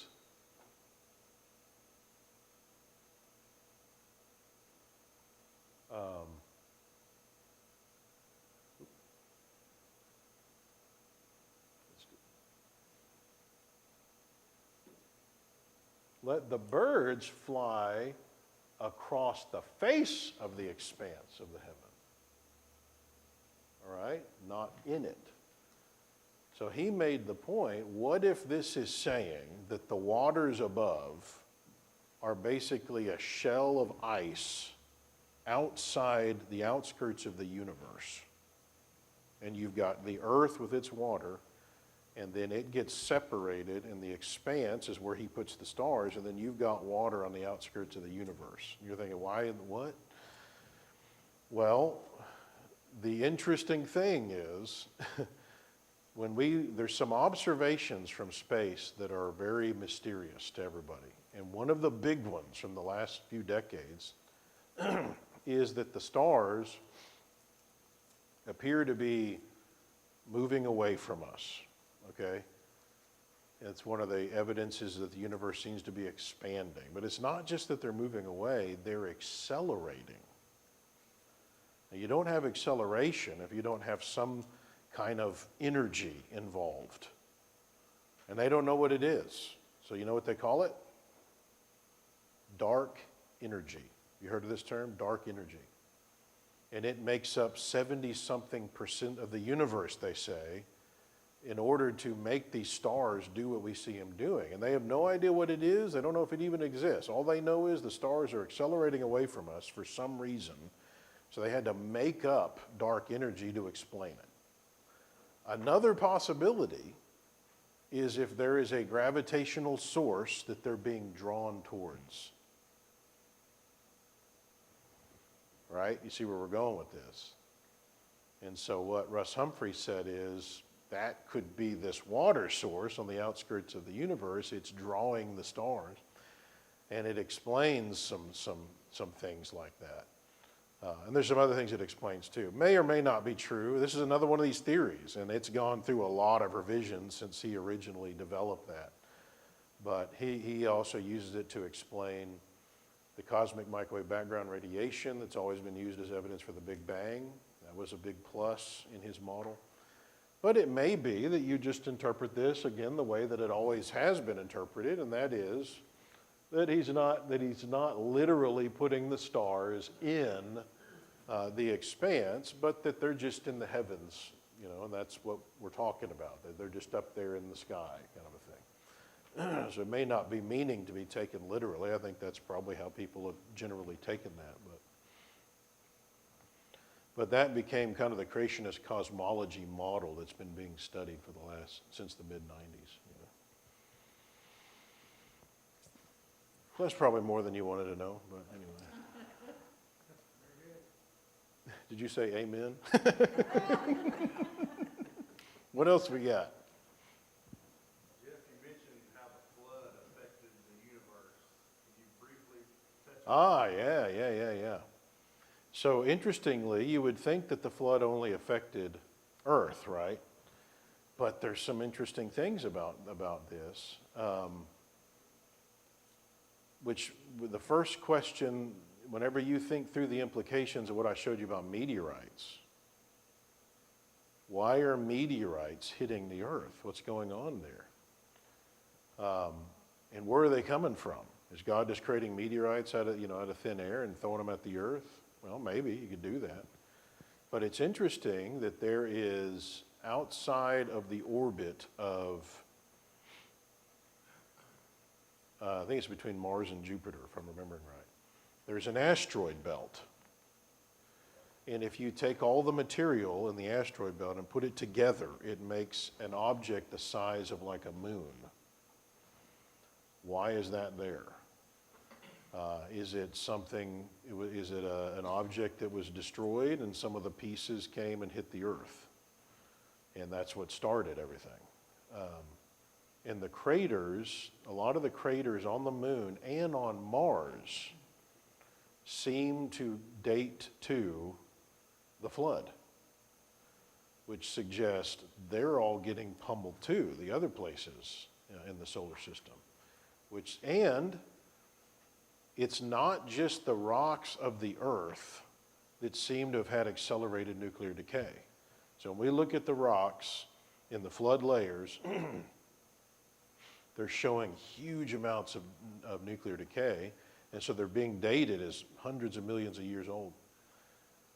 But it's not just on Earth. Whenever we date meteorites that came to Earth from space, they're also dating that old, which suggests that whatever causes the nuclear decay on Earth to be accelerated is at least solar system wide.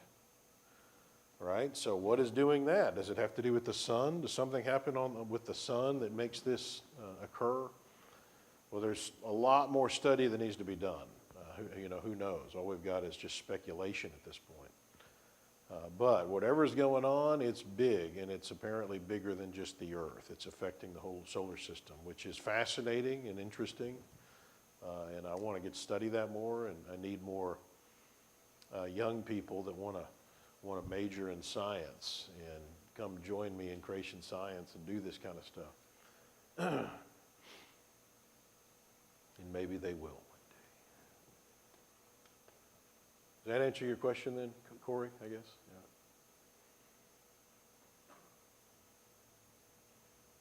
You mentioned I think you mentioned the Bering Strait, I guess you were referring to the land bridge at the house.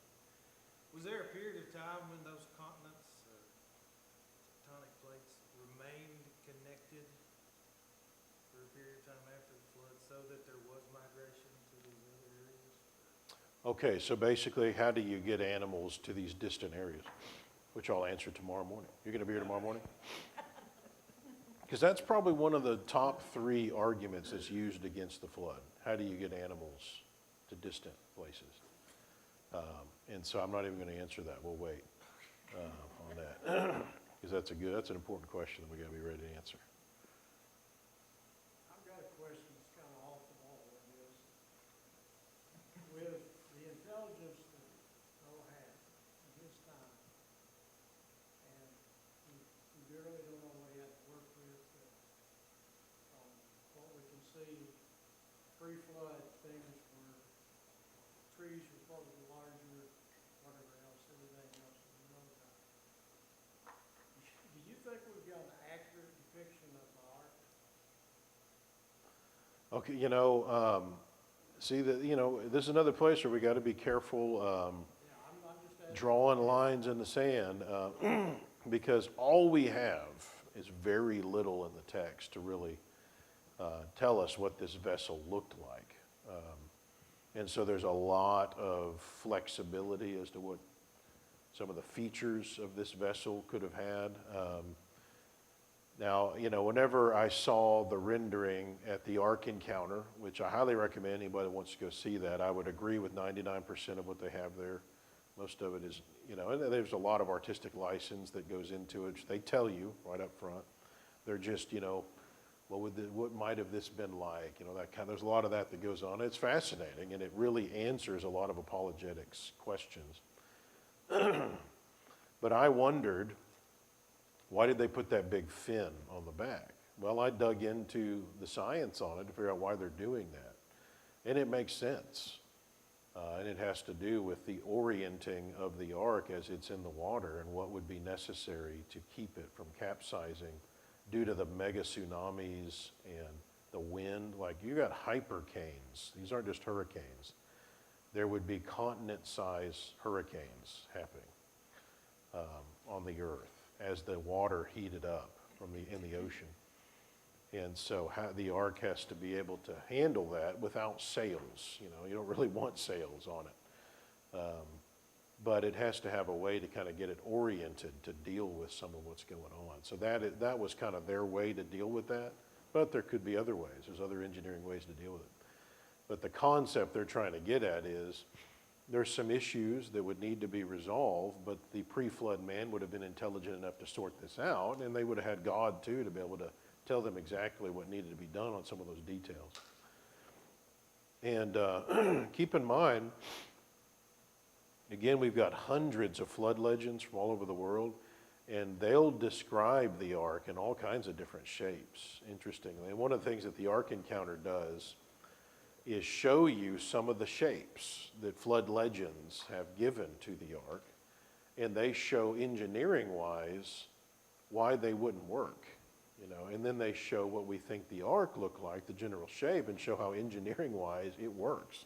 And in fact, and I'll talk about this tomorrow, if you want to have a massive barge-like vessel that is going to be on the open sea transporting lots of material, that's actually the dimension ratio you want.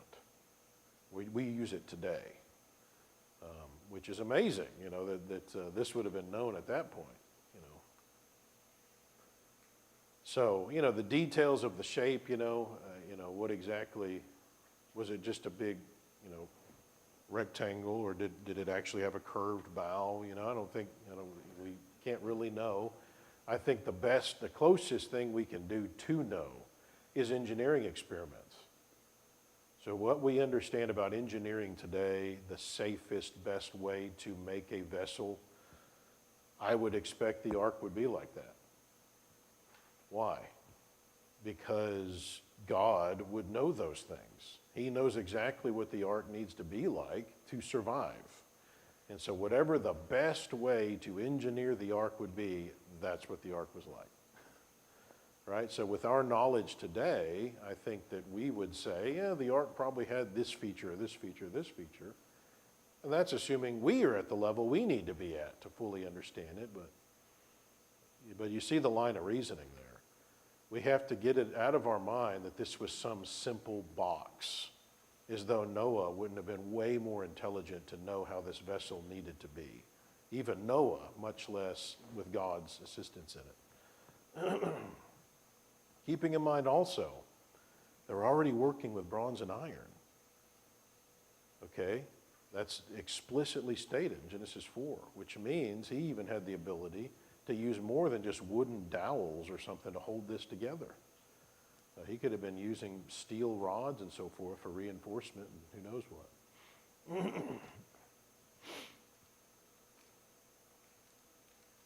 By the way, I mentioned to you the magnetic striping, that north and south are flipping, right? Was that interesting to anybody? That's crazy, because you know what we think is going on with why north and the Earth is like a big magnet, right? It's got a north and south pole, a magnetic pole. And the way to flip that is either you have to have the core of the Earth doing some crazy stuff that would be causing north and south to flip, or you detach the crust from the mantle and it spins around. Those are the two ways to do it. I mean, either way is pretty crazy and catastrophic. So if the crust, so basically north stays the same, but the crust is now spinning. So what that would look like is north and south flipping, right? Because as this goes around, now what was north is now in the south, and so it keeps flipping as it's going around the mantle. Or again, something is happening in the core that is making north and south flip. But either one of these options are alarming. The natural question is, how do you even survive if you're on the ark? And I think the answer to that is whenever the text says God remembered Noah. I mean, that's it. Like, God was very much involved in this process. He would have had to tell Noah the best place to build this ark, because he would know where the subduction zones are. So he has to tell Noah where to launch this, where's going to be the safest to launch it. He's going to have to know, where the ark needs to be when all these crazy things are going on. I think that's the only way to, explain how even the ark survives, is God has to be providentially involved in this process. But isn't God providentially involved today in saving us and keeping his people safe in the midst of the craziness going on around us? Yeah, he's always done that. And so we'd expect it in the flood too. Which is very comforting, right? Again, the flood, we were supposed to be learning some things about God. And we learn about his wrath, but one of the things I love that we learn about is what he did to save Noah and his family. Whenever he's got people that are really trying to follow him, he's looking after them. Nobody's going to be able to go beyond what he's going to allow to happen. He'll just protect them. And the more I study the subject of the flood, the more I realize how protective he had to have been of Noah on the ark. So it's pretty cool. It gives me a lot of comfort in the crazy times that we live in. Because as Christians, we know what's coming, right? God will not put up with what's going on in our country. He will not turn a blind eye to the butchering of 60 million innocent babies. He can't do that and be God. That wouldn't be fair of him to do that. So, the boom is coming, that it always was coming throughout history, anytime you've got societies getting to that point. So, but in the midst of it, he always protects his people. When you look back through history, you think about like the book of Ezekiel. The mark gets put on his people, the remnant, so that they don't have to, they get saved from the stuff that's about to come. It's not to say that we don't go through suffering too in the midst of it, but only as much as he'll allow. Anyway, that's a comforting thing that I love about the ark too and the flood. What else?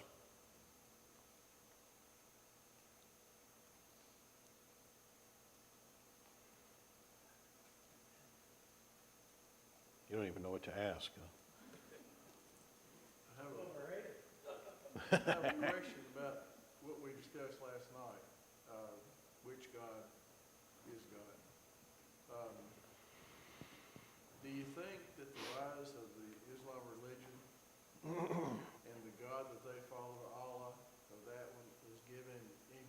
anti-Semitism across the world, and especially the United States. We don't see that much here in this part of the country because the Jewish population is not that big here.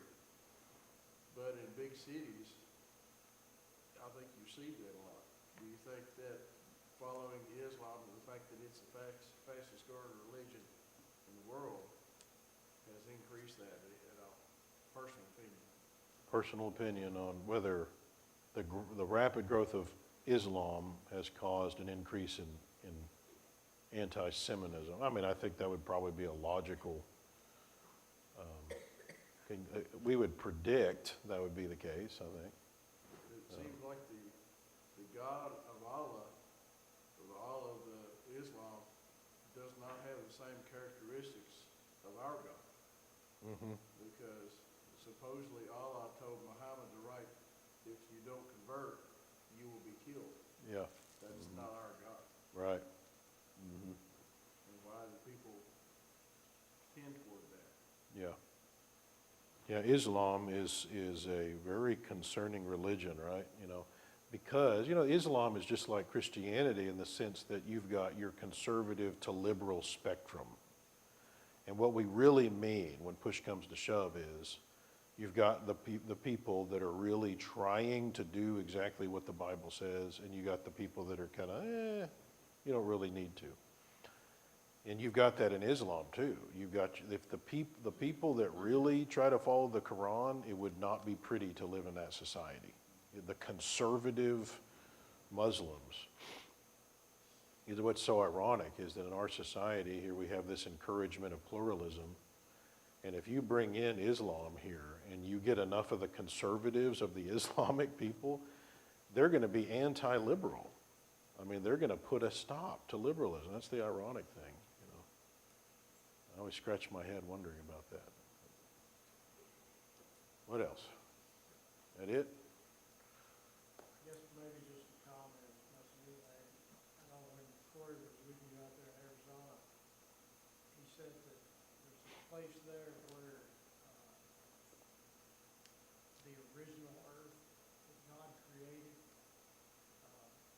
where post-flood starts. That amazed me. I didn't know there was any place on earth like it. Yeah. Yeah. So, I'm repeating for anybody that might be streaming. So, it's amazing, you're basically saying it's amazing that there's a place where we can know what was the original stuff, the original land, the rock that God made. Yeah, which I think is awesome. And there's not many places on the planet where we still have access to the pre-flood rock. It was obliterated, which, by the way, I meant to say, when the flood starts, we step back a little bit more.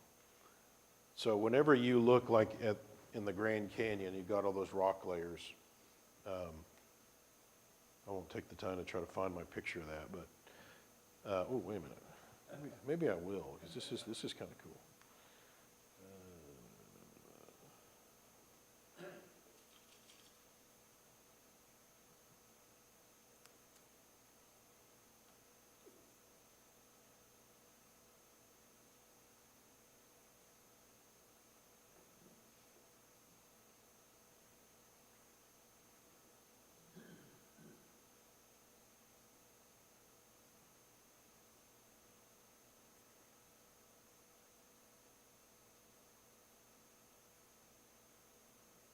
See if this is it.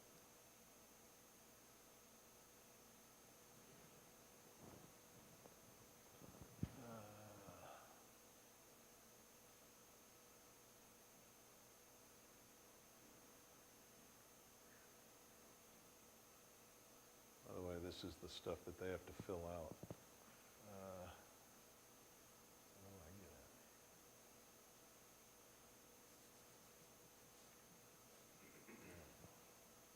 See if I can find it here.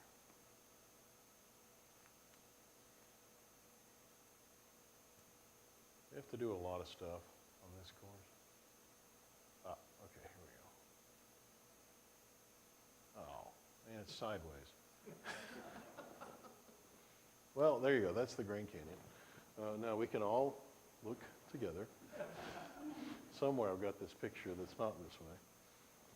But there is this line. It's called the Great Unconformity. That goes across the whole planet. It's an erosion surface. And below that line, most places on the planet, there's no layers. Starting at that line, you have these distinct layers that you see at Grand Canyon, like pancakes. But below that, it's this big blob of material. And so this erosion surface will go across the entire planet, and that's then where the flood starts. You still start seeing all the layers. Now, below that line would be the post-creation, pre-flood material that was deposited. That also is layers. But most places on the planet, that is gone. And instead, when they date rocks right above that line and right below it, there's like what they would say is 1 billion years worth of rock missing. Okay, now what we would say is the flood starts and it totally obliterates the surface of the pre-flood world. All of the material that got laid down after day 3 and before the flood, gets totally reworked and gets redeposited as those layers on top of the Great Unconformity. There are a few places on the planet, including right over here in red, where you see those layers. And they're totally lifted up, like at Grand Canyon. Like all the layers are like lifted up because of the tectonic activity going on. And then they're shaved off by this Great Unconformity that goes across the whole planet. And again, you're totally missing all the material. Here, all that material's missing. And then you get over here and it opens up where you can see it. But below that line, there's no layers. There's no distinct layers, which is what we see today. Instead, you see material that is apparently day 3 rock that's been exposed. So it's the stuff that God directly made. So yeah, that's cool. Now you can't touch it from the rim because it's way down there. But you can if you. I got to go down by raft. So if you go down the Colorado River by raft, then you get to touch it. But there are places where day 3 rock has been shoved up because of the tectonic movement, like in the Appalachians east of here. There are places where day 3 rock is actually above us because it was pushed up whenever the Appalachians formed. So you get to see that in some cases, but most of the time we don't have access to that rock, especially the post-creation, pre-flood rock. It's gone. It's totally wiped out. It's very rare to get to see that. All